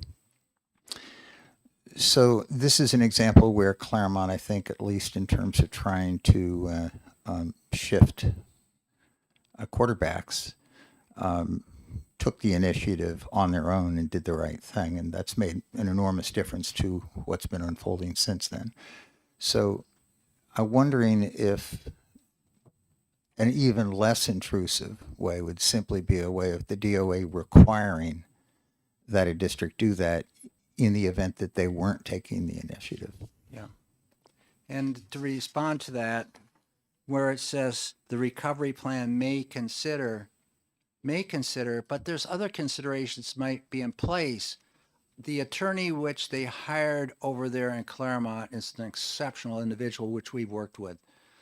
And that attorney has worked very closely with the commissioner. So that might be another approach which could be this bill would allow, that the commissioner or the department work with and have some oversight. That the department may say, hey, we have this recovery plan, we put this together, and we don't need to go into this degree as this particular district is now engaged, but there still is a lot of need support in that district in terms of how we're going to make it past April, how we're going to make so next August, September, when we start school up, that we're going to be able to start school up and meet the minimum standards for public school approval. Those are huge questions in terms of, are the finances going to allow us to do it? That's where the department, when their oversight, can really come in with some assistance. We've talked about revolving loan funds and all that, then we attach all the other stuff to it, and it gets, convoluted. So that's how I can respond to that. All right, thank you. Representative Damon, and then Ames. Thank you, Mr. Chair. Thank you for taking my question and bringing this bill forward. I appreciate the description of it as a more minimal or moderate approach to problem solving and more collaborative with the local district than some of the other legislation proposed in this regard. I have one question on line 6 when it refers unless the financial and operating condition and goes on. Can you just speak a little bit about what defines the operational condition? Because I think that that's a substantive piece of what this bill would or would not address with a district. Well, see, right through where the word or schools is there on line 6, that's in current law. On where the part that says unless is added. Yes, that's School is there twice. I went to the wrong school. okay. You're referencing okay, the one at the beginning okay. of the line. Now, correct? unless the financial and operational condition of local school or school is deemed a financial emergency. So the operational condition of the school, how would you assess how it's being operated now over there? Is it being operated in a fashion that the town or the community or the city wants to have our schools structured and organized? Are we able to continue in that mold? Or are we going to have to do something to make sure the operations occur? The financial situation, the financial condition is such that immediately we're $5 million short, and we know our revenues aren't going to make it. So we have a problem. And so I think that once those things are resolved, and they're done through communicating with the district, I know at that point in time, the department's saying we can't do anything because we're not authorized to do anything. But there was discussion going on with folks in the district, especially when Jim O'Shaughnessy got on board. Then things started working, and that's where we ended up having the meeting with him over in the Capitol building. So I think that, the financial and operational condition, that's got to be spelled out and decided by the state board working with the district. Obviously, the district at that point in time was saying, wow, we're going to have to bring people that are in residential placement back. We're going to have to, we don't know what we're going to do with our athletic program. Fortunately, you had people, supporting that within your community. We don't know how we're going to support these teachers, which we recently just hired. In fact, we have to tell some that appeared at the door that they're not going to be able to teach here. One that had moved up from Texas. There are, you have to let off 20 people that are custodial types or paraprofessionals. How are you going to make your operation continue? It was at the point where I think it was pretty easily to identify you have an operational problem. All set? Okay, Representative Ames. So in the same part of this bill, line 7 really goes back to 6. And it picks up on the language that's already in the statute. The board is precluded from getting involved to take control and so forth unless the financial and operational condition of the local public school district or school is deemed a financial emergency. And my question goes to that term, financial emergency. And I'm just wondering if you considered in your discussions in developing this bill the meaning and scope of that term, which is the core term in this bill. If there's not a financial emergency, then none of this stuff applies. If there is, it does apply. The Board of Education is is given the power, I suppose, but the role of basically deeming or not deeming a situation to be a financial emergency. So I wonder if you could speak to that question of definition. Well, I think the last sentence on lines 8 and through 10, in such an emergency, the commission have the authority to assist the school,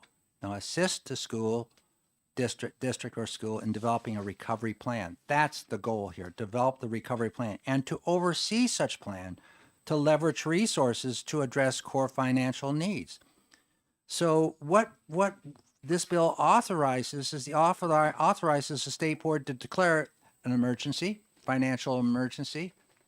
If it's declared such, then the department is given this authority now to go move ahead and assist the school district in developing a recovery plan. The recovery plan, may include any issues, and basically it's going to have to be resolved with the school district as well. So if it can be worded in such a way to better define something that you're looking for, I'm open to that. I just want to be able to provide the department the ability to assist. Whereas right now, the language simply says, nothing in this chapter shall construe to permit either the Department of Education or the State Board to take control of the daily operations of any local public school, district, or school. We're not trying to take over the operations. This is just trying to say, okay, now that we've identified this, we're going to be able to help you develop a recovery plan. Representative Weinstein. Thank you for taking my question. Thank you, Mr. Chair. I'm curious, I think, about the recovery plan and the implementation of that, and whether or not a school district or school board or superintendent, whatever, whoever the body might be, would have the ability to reject that plan or modify it or reject it. Well, I would think the school board could reject it, seeing that they are the elected officials that have statutory authority to be running that district. However, in this particular situation, this is going to provide, and I can't imagine, I just cannot imagine that somebody's going to walk in there with a strong arm and say, this is the way it's going to have to be done. That it's been worded to try to say that we will work with you in trying to develop a recovery plan that's going to help you get out of the situation that you're in. I don't know, in all the years that I've been a school administrator, there's no way that I would walk in and say, well, I'm going to take over. First of all, I wouldn't want that responsibility. You have elected people with that responsibility right now, and taking over what? A situation where you still don't know what all the past auditing looks like. You still don't know what your expenses and revenues and assets are. You've had to close down a building since then or consolidate, which is a good thing. I think that we're just trying to open up the door where that assistance can be provided in a meaningful way, and also trying to provide the department the resources to do it. Representative Burton. Thank you, Mr. Chair. Thank you for taking my question, comment. I had the privilege of overseeing a bankrupt college once. Ran out of cash, 3 payrolls on my desk. We put together the largest commercial loan in New Hampshire's history and saved the place. But what really saved that school was I had to respond to the restrictive covenants in the loan, which were harsher than normally imposed on cash flow and all that kind of thing. And I guess I think you've answered the question, but for a post-crisis college or a school system, is current law meant to control their recovery, and are they strong enough to do that? I just don't know. I'm just asking the question. Well, the first sentence says you can't take control. That's in law. So you can't do that. And also in law, you can't withhold adequacy money. But what we can do is we can provide oversight. And that's the best thing we can do. The ones that remain in control are the citizens of that community. And they're the ones that need to take back that district and make it what they expect it to be. Okay, we've worked this one over pretty well. I think so. Thank you very much, Mr. Ladd. Thank you very much. Okay. I'm going to call Deb Howes with AFT New Hampshire.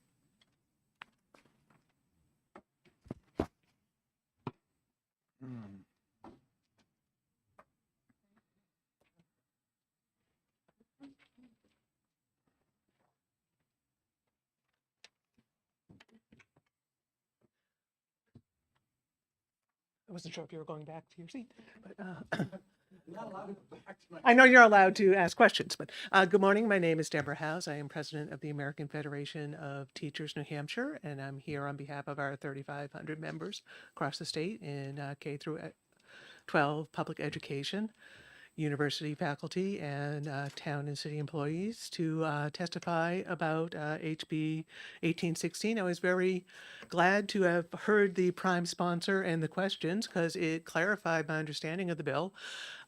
Originally, we were opposed to this, but now with greater understanding, we appreciate the intent that it is not intended to be a state takeover.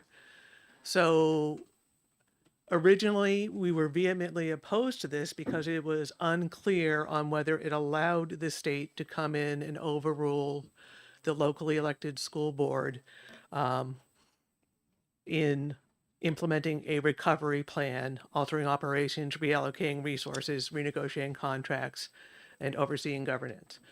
If that is clearly not the intent, as we heard here today, if it really is to just allow the Department of Education the ability to provide expert advice in how to reshape the finances of the district so that students are getting the education they have the absolute right to in their public schools, then we would really like to see this bill worked on so it is clear that the locally elected school board and the legislative body of the school district remain in control of any implementation of the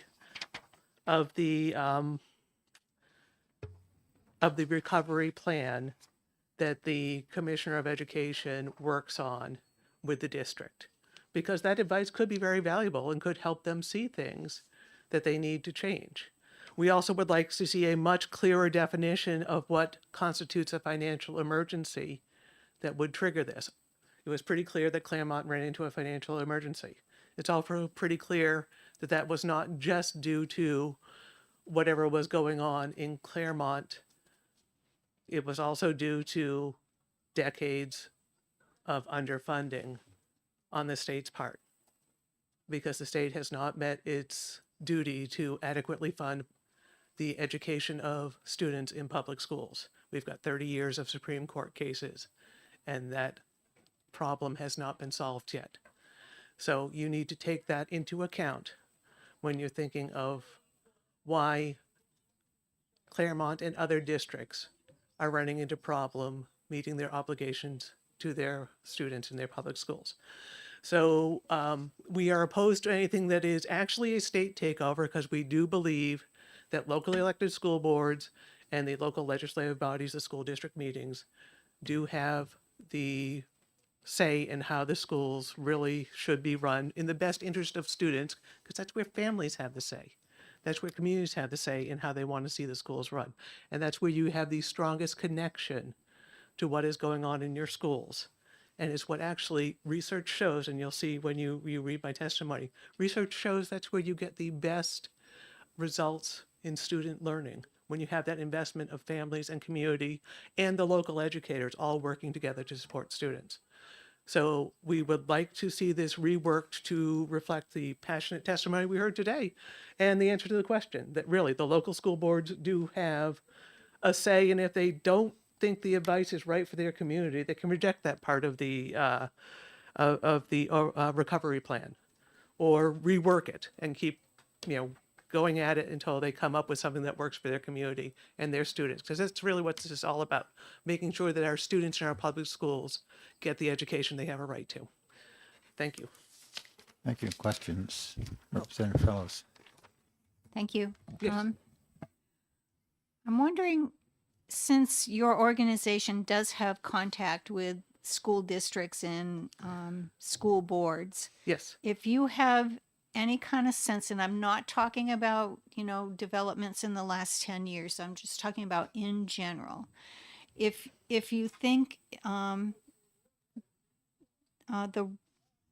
school boards are not up to par on what they should be doing, or if maybe it's the superintendents or the person providing superintendent services that needs some support and training from the state. I'm trying to. I think I know where you're getting. Yeah. Okay. School board members are citizens that are elected by their communities because they have a passion about making sure students get a good education. They have a connection to their community. They want to do a good job. They may not bring skills to the job to read and understand a financial report to a high degree and understand what that means about where programming is going in the school or where money is going in the school. Is this really enough staff to handle the needs of these students? Or they may not understand why this particular group of students needs more support.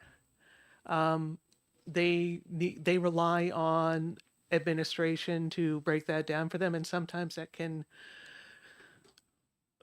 result in them getting a siloed view of whether things are going well or whether things are going badly. So that can vary greatly from district to district, depending upon how skilled communicators your administrators are, depending upon how experienced your administrators are, depending upon how experienced your school board members are. So it really is a mixture. And when you have high turnover in any of those positions, there's a learning curve. So there could be more training really all around, especially in these days of high turnover. We've had such high turnover in all the administrative positions, since COVID. We've had a lot of turnover on school boards as people have been increasingly feeling pressured by polarization one way or another and deciding whether they want to run again and serve the public again, or whether their time is better focused on their own family. Okay, seeing no further questions, thank you very much. And I believe that's it for HB 1816. I'm going to close the hearing, and we'll be moving on to HB 1824, our last bill for the morning.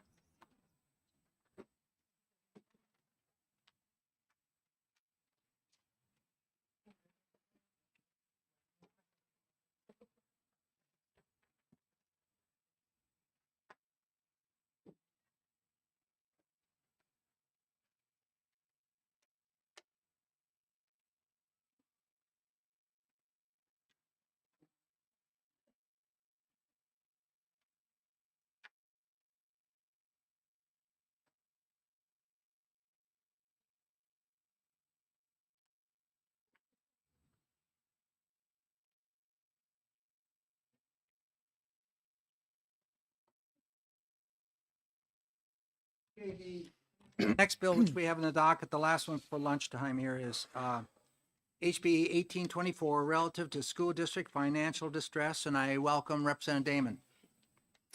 Thank you, Mr. Chair. Thank you, committee. For the record, I am still State Representative Hope Damon, Sullivan District 8, including Claremont, Croydon, and 7 more beautiful towns.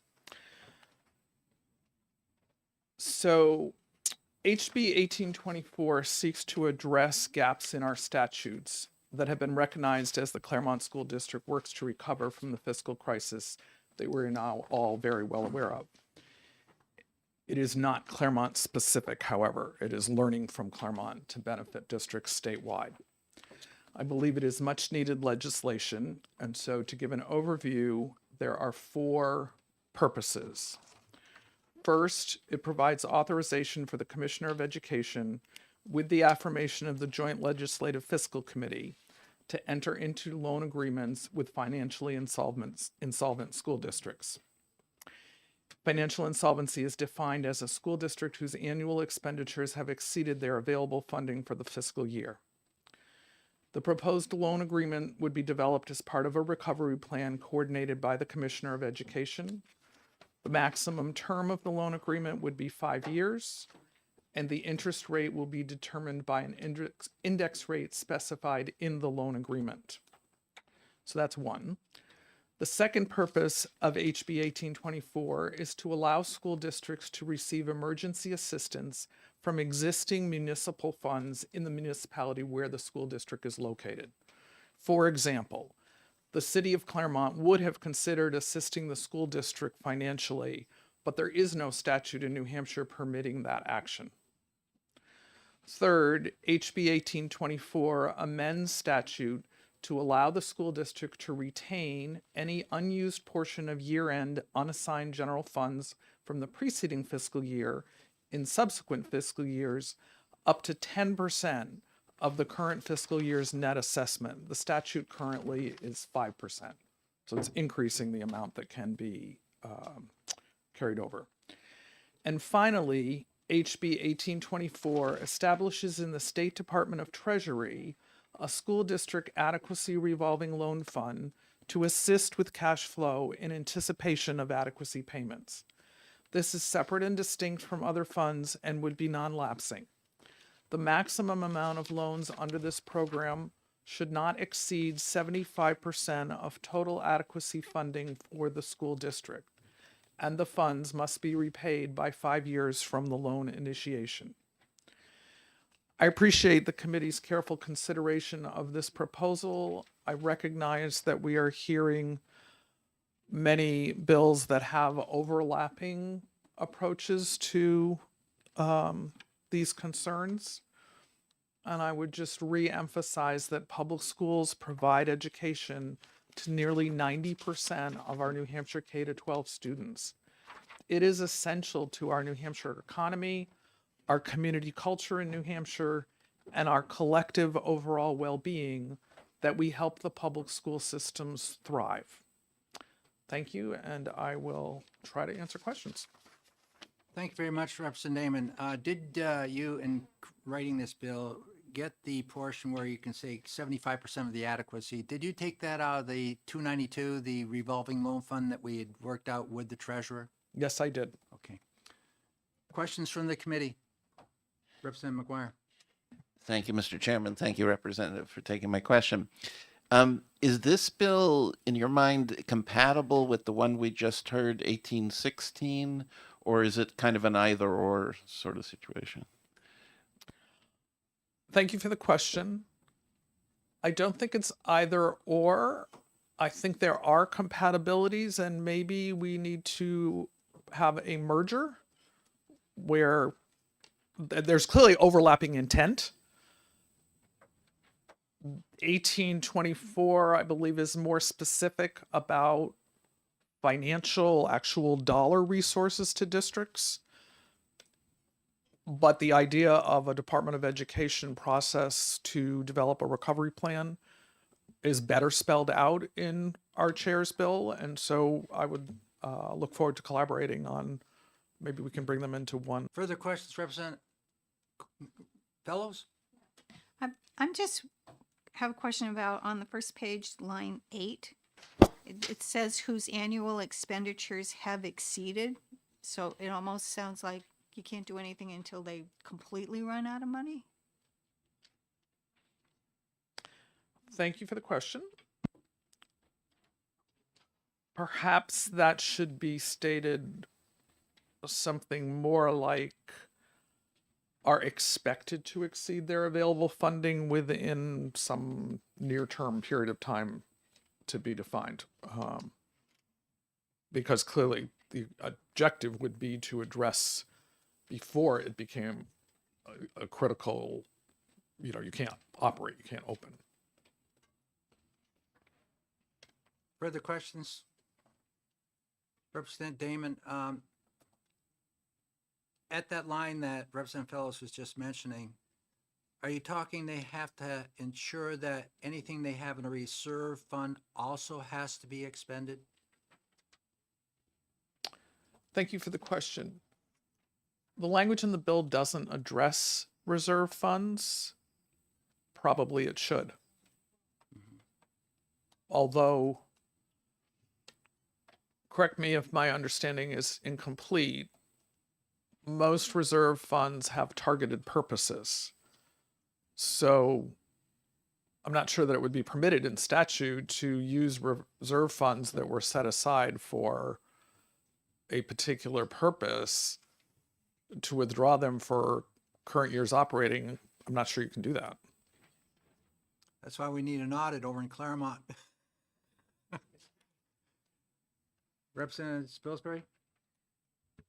Thank you, Mr. Chair. So insolvency involves having obligations that are greater than your sources.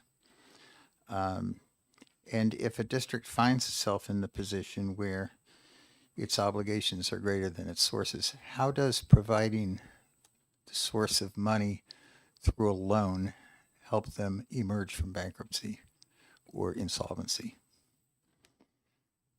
It just adds a new obligation. Thank you for the excellent question. I will note that that question has been asked countless times in recent months in Claremont. If loan money only provided a short-term remedy that you temporarily can continue operating because you can make your payroll and you can buy your fuel oil and so forth, then it's just postponing the crisis and it's not a solution. So there has to also be a recovery plan that looks at how did you get where you are and what do you need to change in the way that you operate and finance going forward. So for instance, in Claremont, it is extremely unlikely, in my opinion, that the district will ever return to the staffing that existed prior to this crisis. Some currently vacant positions will be filled and need to be filled to provide quality, adequate education. There were some numbers referenced earlier in the hearings this morning. It's my understanding that the total number of positions that were defunded or people left the district for their own personal job security and status, and those positions weren't filled, it's 78 positions. I don't know exactly what percent of the total that is, but it's quite significant. So not to ramble on, there would have to be a recovery plan that looks at doing things differently going forward, or otherwise the loan would just postpone the critical status. So I'm concerned about the entire premise of the bill. And not only does it resort to loans as a source of funds, but it also allows a maximum term of 5 years. And anything that involves 5 years is deeply structural as opposed to cyclical or short term. I spent years as a financial advisor specifically to distressed companies.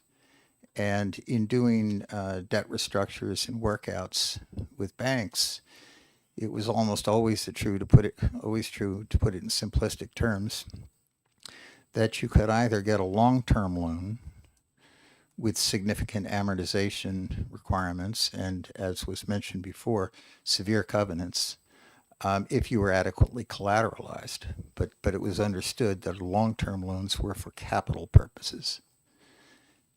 The answer to cash flow shortage or cyclicality was a working capital line of credit. And those usually had even tighter covenants. So for example, when Claremont went to Claremont Savings Bank, they were put on a tight timetable. And that corresponds exactly to my experience in negotiating hundreds of loans on behalf of clients. A bank thinks in terms of risk of their capital, and they want to know that measures are being taken to rearrange that equation between expenses and obligations on one side and revenues and fund sources on the other side. So 78 positions is severe. Likewise, the implications on the sports programs and band and so on. But isn't that exactly what the district needs to do to deal with a presumably short-term insolvency? I mean, one of the differences between dealing with insolvency in a school district is we insist that it's going to be an ongoing operation. Corporations that get into this trouble often then see their demise, and we aren't willing to allow for the demise of a school district. But isn't it the radical, I want to wind this up. It's the internal management decisions that have to be made in the short term. And if we give a 5-year loan don't we remove all the pressure to make those hard decisions? So I'm not entirely sure exactly what the question is, but The question reflecting on is your- it prudent to give a 5-year loan Okay. to deal with short-term I was cash flow about to say, problems? are we cutting to that time frame? Yes. I am not wedded to the 5-year time frame, and I respect and appreciate the observations that you have just summarized,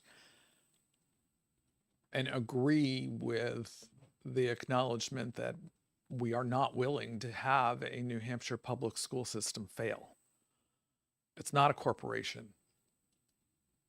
It's an educational entity that the children in every district in New Hampshire are entitled to and constitutionally we're required to provide. So whatever the details are of loan terms and the recognition, certainly, that you can't just go back to what you had before. It will break again. Although I would note that it is very important to consider the multiple reasons that a school district could land where Claremont has landed. The base way we fund education in New Hampshire, I won't go into detail about that. We all know there are different points of view on that, but the state, in fact, does not fund the bulk of the costs of local public schools. There were years of mismanagement issues in Claremont.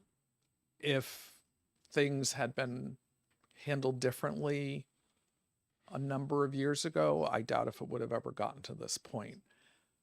Maybe some of the decisions about spending would have been different under different management. So I don't think we should at all sound like all of the challenges in this district or any district that might face fiscal insolvency are overspending. Spending is part of the picture for sure, a big part. There were funds that were expected in Claremont that they were entitled to, federal grant funds, that they didn't receive because they didn't report in timely fashion. That's not overspending in the sense of you didn't have reason to expect these resources. It's bad management that you didn't follow through and then you couldn't get it because it was past the timeline. Awful situation. Further questions? Thank you very much, Representative Damon. Thank you all. Do you have any more pink cards up here? Oh, David, welcome. Come on up. Chairman. I won't keep you from lunch too long, I promise. My name is David Trumbull. I'm from the town of Ware, and I support this wonderful bill for a couple reasons. First is to talk about this concept of the 5-year long-term loan and the value of that.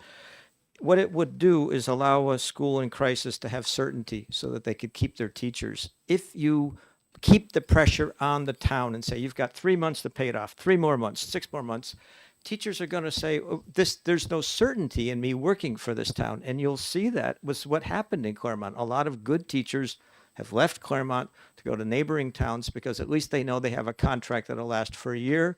Maybe they could even settle down and figure for a couple years. So there is value in not trying to push it to the limit like you might with a corporate loan or a commercial loan. Schools are not cyclical. This is really not a short-term issue. As Representative Damon said, these schools have to exist. They have a constitutional right to be funded by the state. So I think you're in danger of losing teachers if you don't allow longer than just what you might for a commercial loan. Second thing is you're going to lose your business administrators. There was a long expose in the Valley News about this, the longest report that I've seen in any of the papers.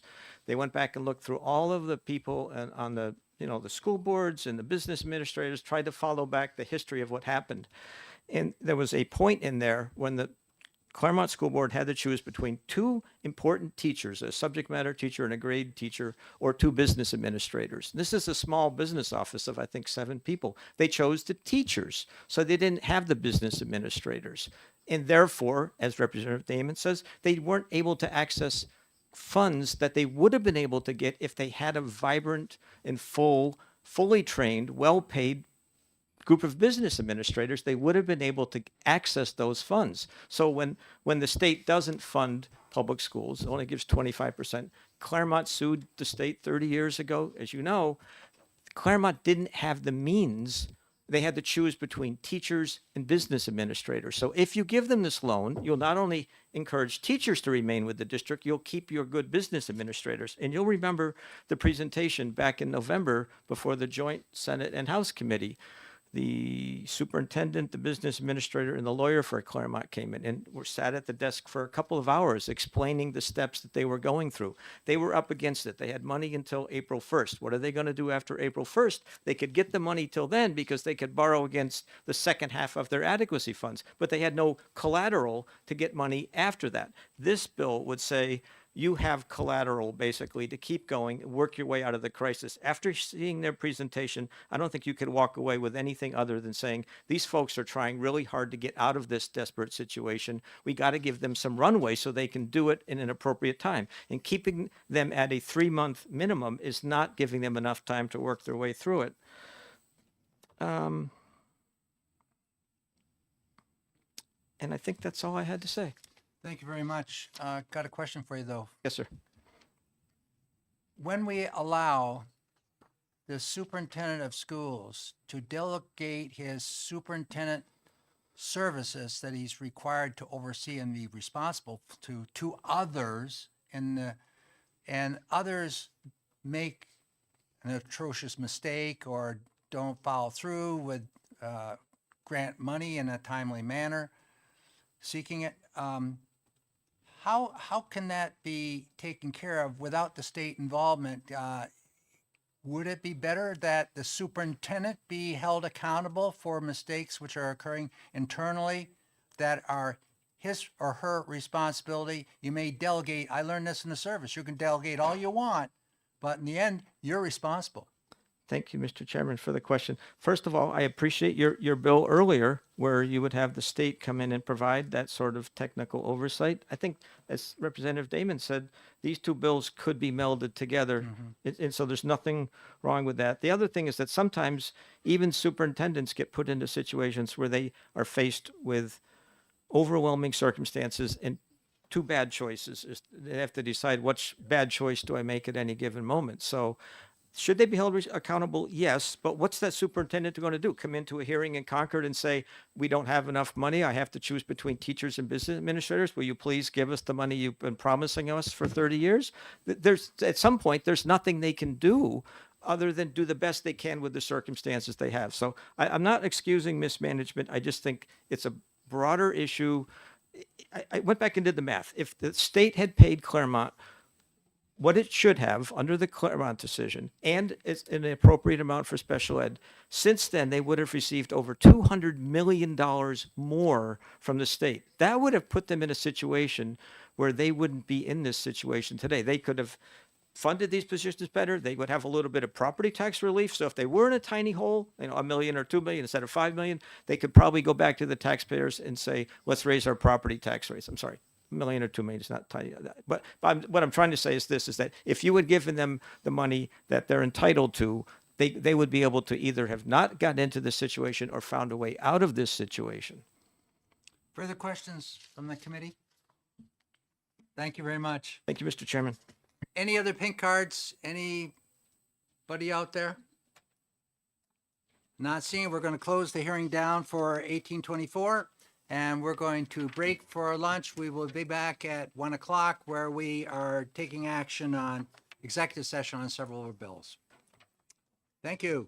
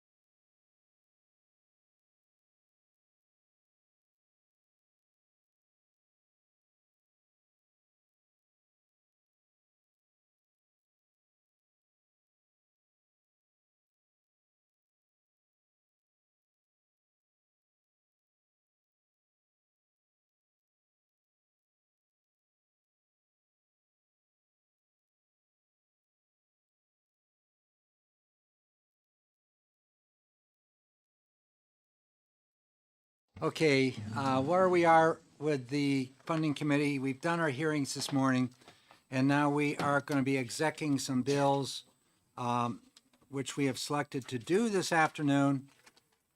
There's possibly 5 or 6 bills here. And I'd like to start off with the first one. I don't think we can exec today, 1574, because Representative Weinstein and Representative Popovich, you have yet to get the amendment made for dealing with when you turn to 22, you eligible, et cetera, et cetera. Okay, so what we'll do is we'll jump over that one and go to the next bill, 1586. 1586. And what I'd like to remind everybody is that we are execing today, and the person who makes a motion, I'd like to have a blurb or committee report by the time you walk out of here today, because I'm going to submit it to the folks downstairs, upstairs, wherever, for trying to get done so at the next session we can take care of this stuff. Okay, 1586. Let me turn to that bill.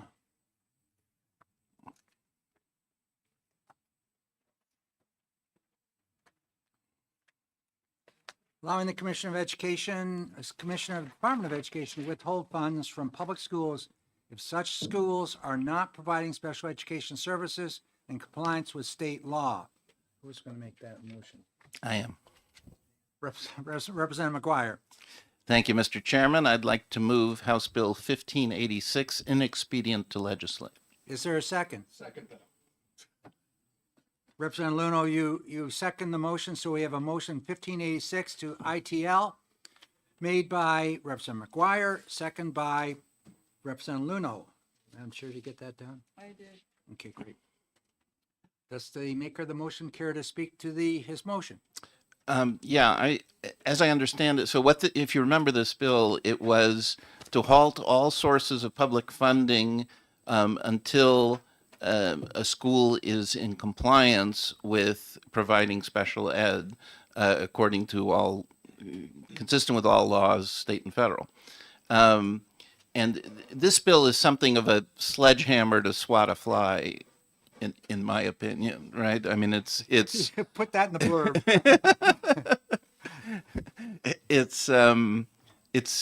there are consequences for not following special ed requirements, but withholding all funds to interrupt the funding and the schooling of all students doesn't make sense. Would the second like to? Yeah, I think the consequences are already in place and that this isn't necessary. Yeah, Thank you. they are in statute for withholding special ed monies. Representative McGuire is correct in saying the sledgehammer, you're going to hold at everything else? Yeah. Nah, you're swatting that fly. So any further discussion? Okay, Madam Clerk, would you please call the roll? Vice Chairman Spilsbury. Yes. Rep. McGuire. Yes. Rep. Erf, not here. Rep. Kofalt. Yes. Rep. Colcom. Yes. Rep. Popovici. Yes. Rep. Brown, yes. Rep. Mahegan. Yes. Rep. Peoples. Yes. Rep. Luno. Yes. Rep. Ames. Yes. Rep. Burton. Yes. Rep. Fellows. Yes. Rep. Damon. Yes. Rep. Ritchie's absent. Bricky. Bricky. Oh, she is. I'm sorry. She was here with the question. Oh, that's right. Sorry. Rep. Bricky. Yes. Rep. Chrétien is absent. Rep. Weinstein. Yes. Chairman Ladd. Yes. So 16-0. Everybody good with consent? Fine, thank you.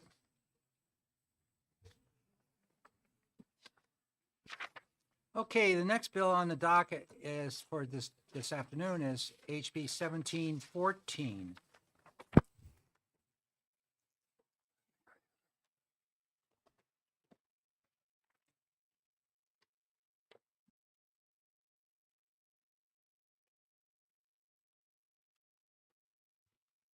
This is a very kind of different bill. Authorizing the state to issue bonds to fund public school expenses. Who's going to make the motion here? Me. Other Dan?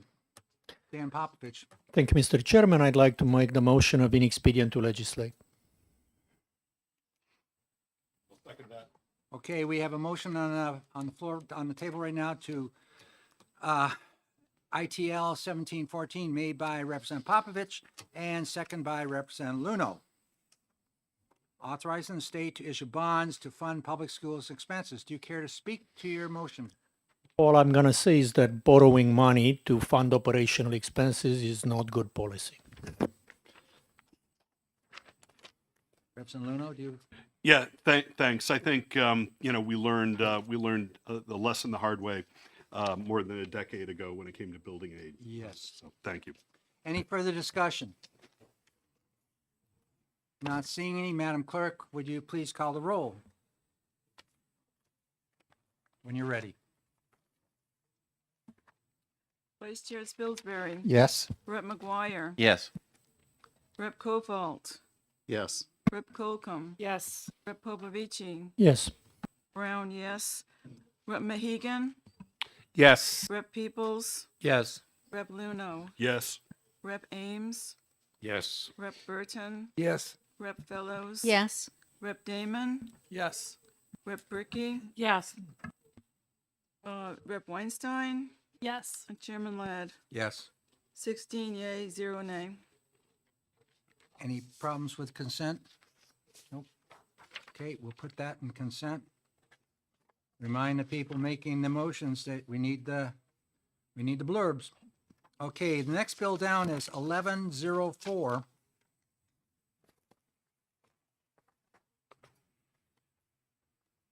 This bill modifies the priority of applications for school building aid grants.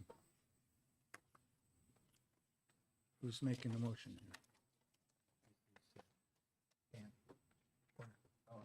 Representative, if you want to. Yes. I would like to make a motion of, an expedient to legislate. There's a motion been made by Representative McGuire for ITL and second by Representative Damon.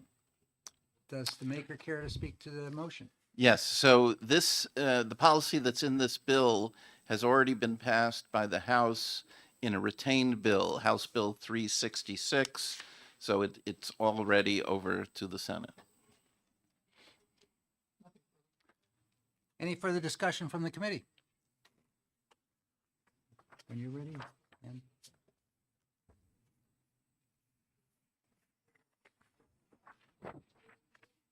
Motion is ITL. Vice Chair Spilsbury. Yes. Rep. McGuire. Yes. Rep. Kofalt. Yes. Rep. Colcom. Yes. Rep. Popovici. Yes. Brown, yes. Rep. Mahegan. Yes. Rep. Peoples. Yes. Rep. Luno. Yes. Rep. Ames. Yes. Rep. Burton. Yes. Rep. Fellows. Yes. Rep. Damon. Yes. Rep. Bricky. Yes. Britain absent. Rep. Weinstein. Yes. Chairman Ladd. Yes. 16 yea, 0 nay. Consent, okay? Okay, we're putting that on consent, 16 zip. Next bill, which we have in front of us, is 1202. Yeah, dual and concurrent enrollment in the community college system. That's, I don't have the exact title in front of me here. 1202. Relative to dual and concurrent enrollment requirements for courses at the institutions within the community college system of New Hampshire. And I pass the gavel off to Representative Spilsbury. Okay. I'm calling on Representative Ladd to make a motion. I'd like to make a motion to OTP. I'll second that. Okay. OTP is the motion. Representative Luno second. And Representative Ladd, would you like to speak to your motion? Yes, I would. I very much would like to see us pass this. Dual and concurrent enrollment is a very well-received program within the state for our students which are in high school.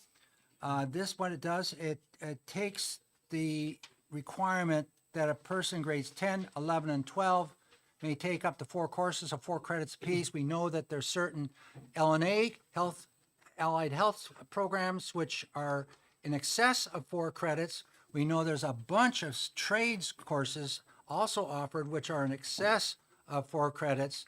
So if a person wanted to take 2 courses, they could take up to 8 credits the way the law is right now.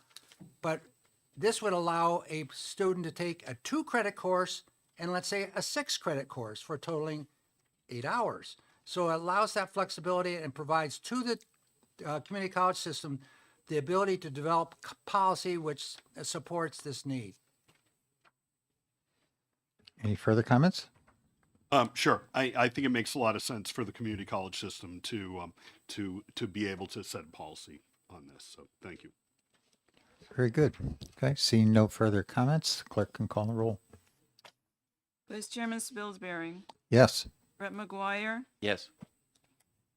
Rep. Copalt, Yes. Rep. Colcom, Yes. Rep. Popovici, Yes. Brown, yes. Rep. Mahegan, Yes. Rep. Peoples, Yes. Rep. Luno. Yes. Rep. Ames. Yes. Rep. Burton, Yes. Rep. Fellows. Yes. Rep. Damon, Yes. Rep. Bricky, Yes. Rep. Weinstein, Yes. Chairman Ladd. Yes. 16-0 passes. Problem with consent? Consent? Good with consent.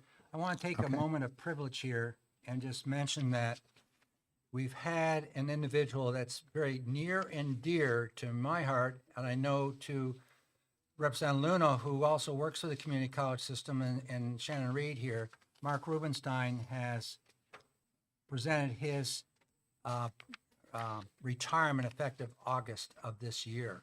We're going to miss his leadership, his solid understanding. And, you know, he's never taken a path that's the easy path, but he can get over our rocky paths here in New Hampshire quite well. And he has been a service to us as president of Granite State College, and now chancellor of the university system, community college system, which has the 7 schools within. Outstanding educational leader. I just wanted to, you know, for everybody to know that he is a huge reason for the success of the concurrent and dual enrollment program. I don't want to go any further with it right now. I know everybody probably agrees, but I just wanted people to know that Dr. Rubenstein is an exceptional person, very difficult if you ever can replace a person like that. Mr. Chairman, I just have, I knew him well before you did when he was a vice president at UNH, and he was the one who planned our responses to the student celebrations downtown. And he was just wonderful to work with, a very caring person at UNH, and we'll all miss him in the higher ed system and all of us various levels. Thank you for those kind words. And Representative Luno, I know that you're on that advisory board over there. Right, right, and you know, I gotta say that working with Dr. Rubenstein has been just an incredible privilege, and I've learned so much from working with him, but also his leadership through the tail end of the pandemic, and really taking advantage of what we learned through that experience, and being able to make all of our community colleges even better than they were before has been extraordinary. And I think it's a tremendous opportunity for New Hampshire kids and from kids from outside of New Hampshire to look at New Hampshire and say, hey, this is a place I want to go to school. He's a strong economic driver in this state, and we'll miss him. Thank you very much. I'd like to go on now with the remaining bill here. We have 1503, HB 1503.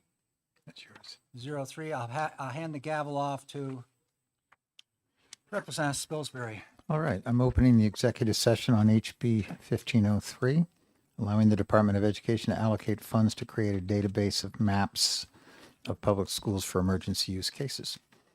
And Representative Ladd, would you like to make a motion? Yes, I'd like to make a motion OTP on 1503. Okay, second from Representative Damon. And feel free to speak to your motion. I think everybody knows how critical, efficient, and fast, quick emergency response is for all our public schools.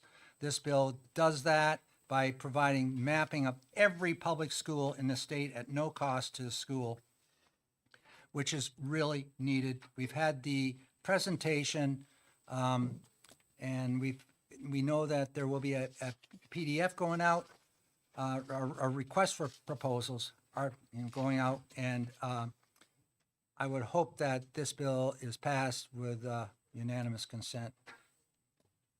Thank you. Further comment?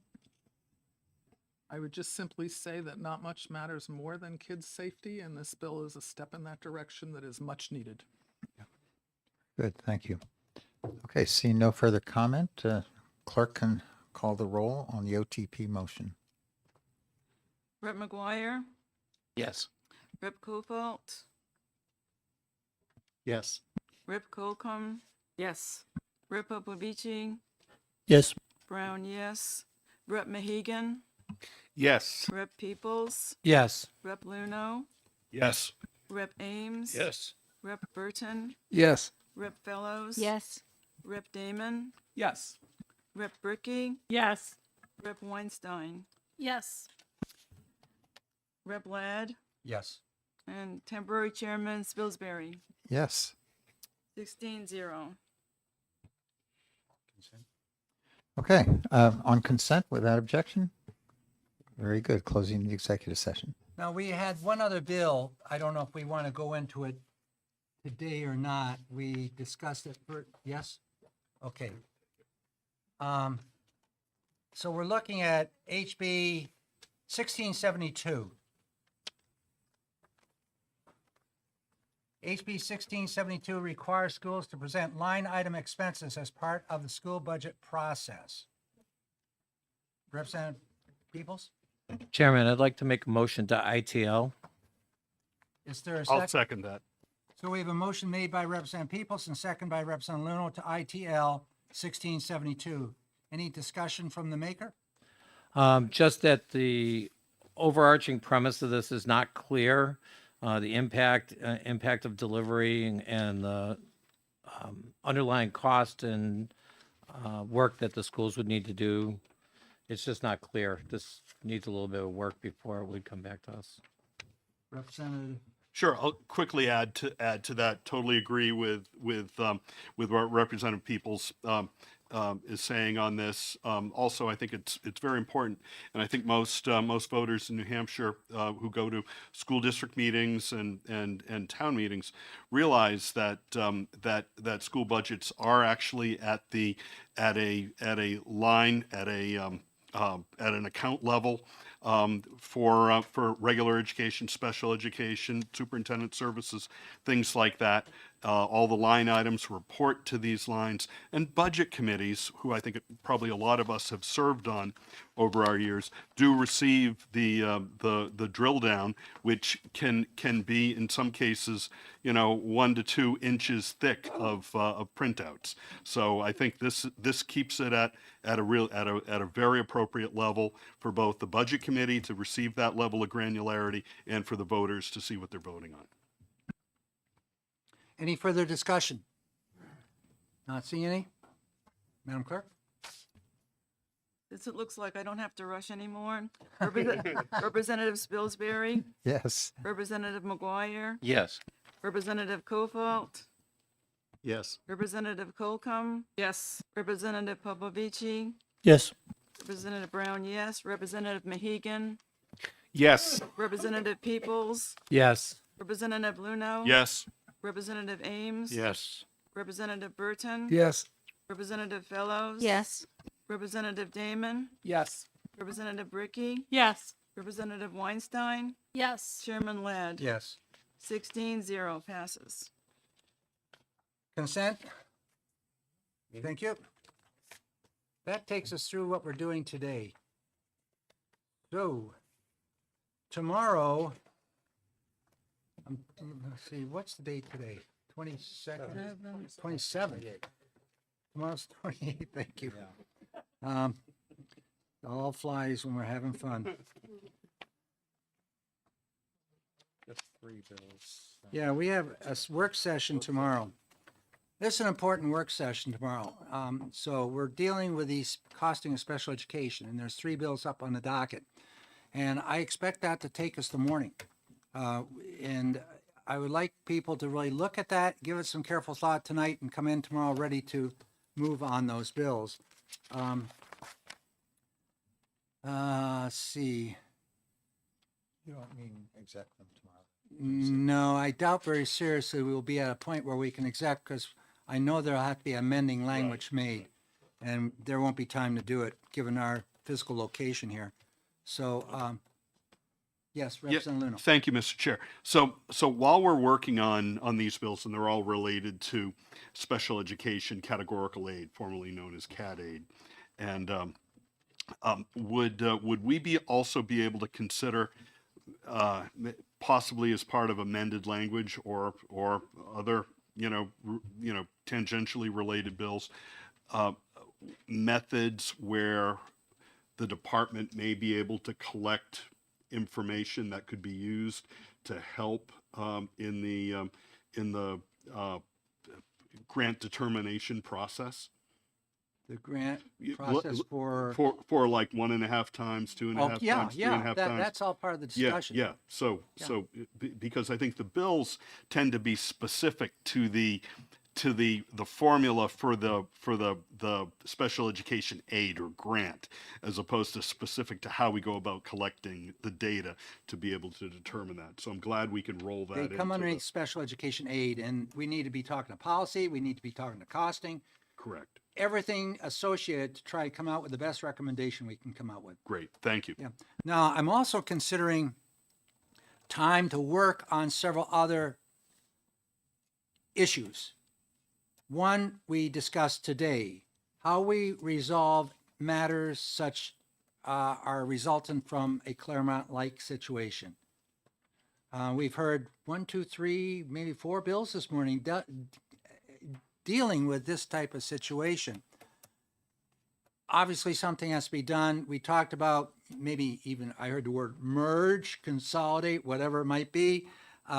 We want to talk about that. The other side of the coin we need to talk about is we have some bills which are dealing with the cost of an adequate education and sources of revenue, i.e. SWEP, that we need to discuss also. So we're going to have a work session somewhere along the way on these 2 categorical areas. And prior to but now they all are requiring early reporting. And so that doesn't give us much time. I expect to be meeting with these 2 exec sessions next week on the days we're allocated. Unless I can get another day other than a Friday, we are allocated that room on Tuesdays. Somehow we got kicked out of our room today, but that's where we belong. This is kind of light though and bright, it has windows in it. And there's no columns in the way of No columns, that's right, but it was hard getting all of the public in here at one point. We were crowded. We got bumped by a committee that was expecting a large It's audience. Yeah. so 2019. Pardon me? It's so 2019. Yes, yes. So we're going to have 2 exec sessions, and that will take us right through like 2, 3, 6 through the 6th of February. The following week, that's it. So we're running shy of time, and we want to do the best we can.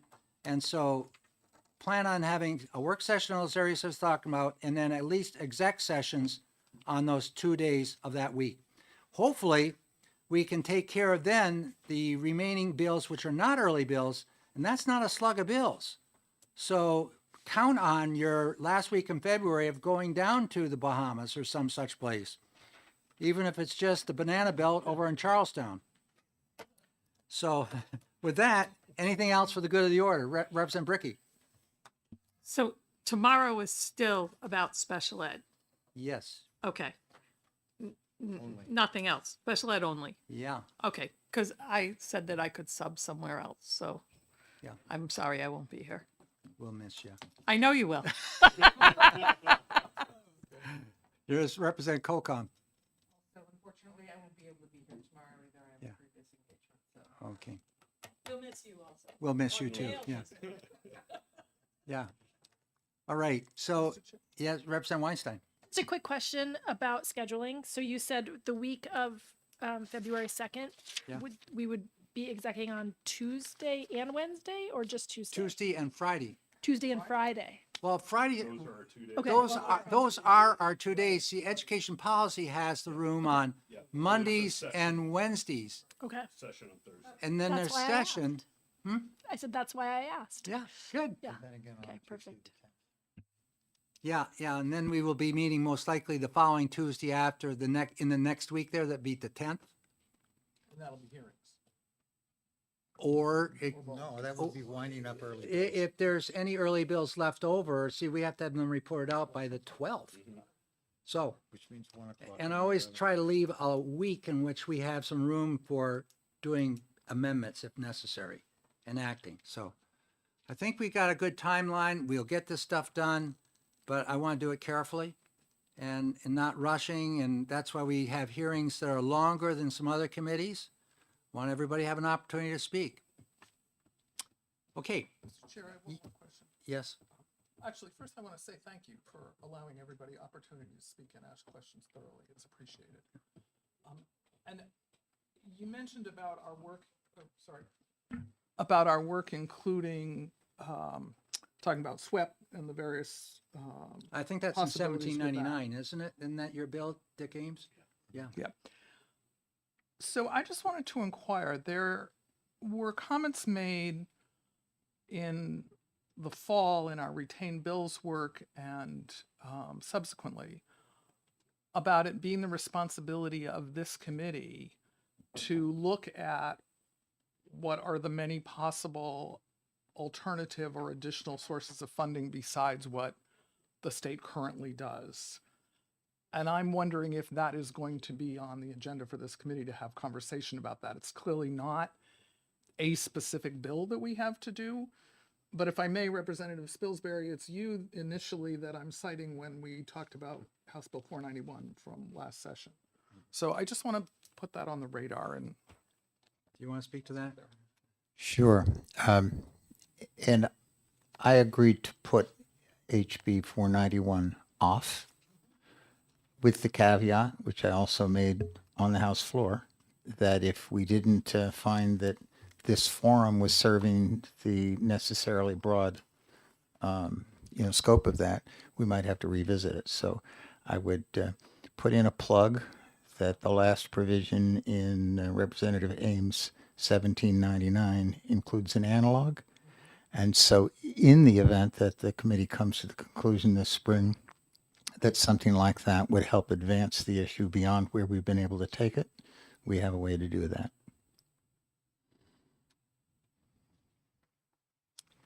Yeah, the 79 In other words, does state revenue sources within it. So it could be a part of the discussion which we're having. It should be. Whether we go that route or not, but it's part of the discussion. Anything else? I think we're good. So thank you very much and have a good afternoon. Go home and shovel the driveway out. oh, yeah, already did that. I got here? 3.5 hours yesterday. I know it. Unbelievable. And then there was just several new There will be, in 5 minutes, a Republican caucus in this room. I'm going to go see if I can get this handed in. And copy. Unless you want to switch sides, we are giving you the option. So where exactly is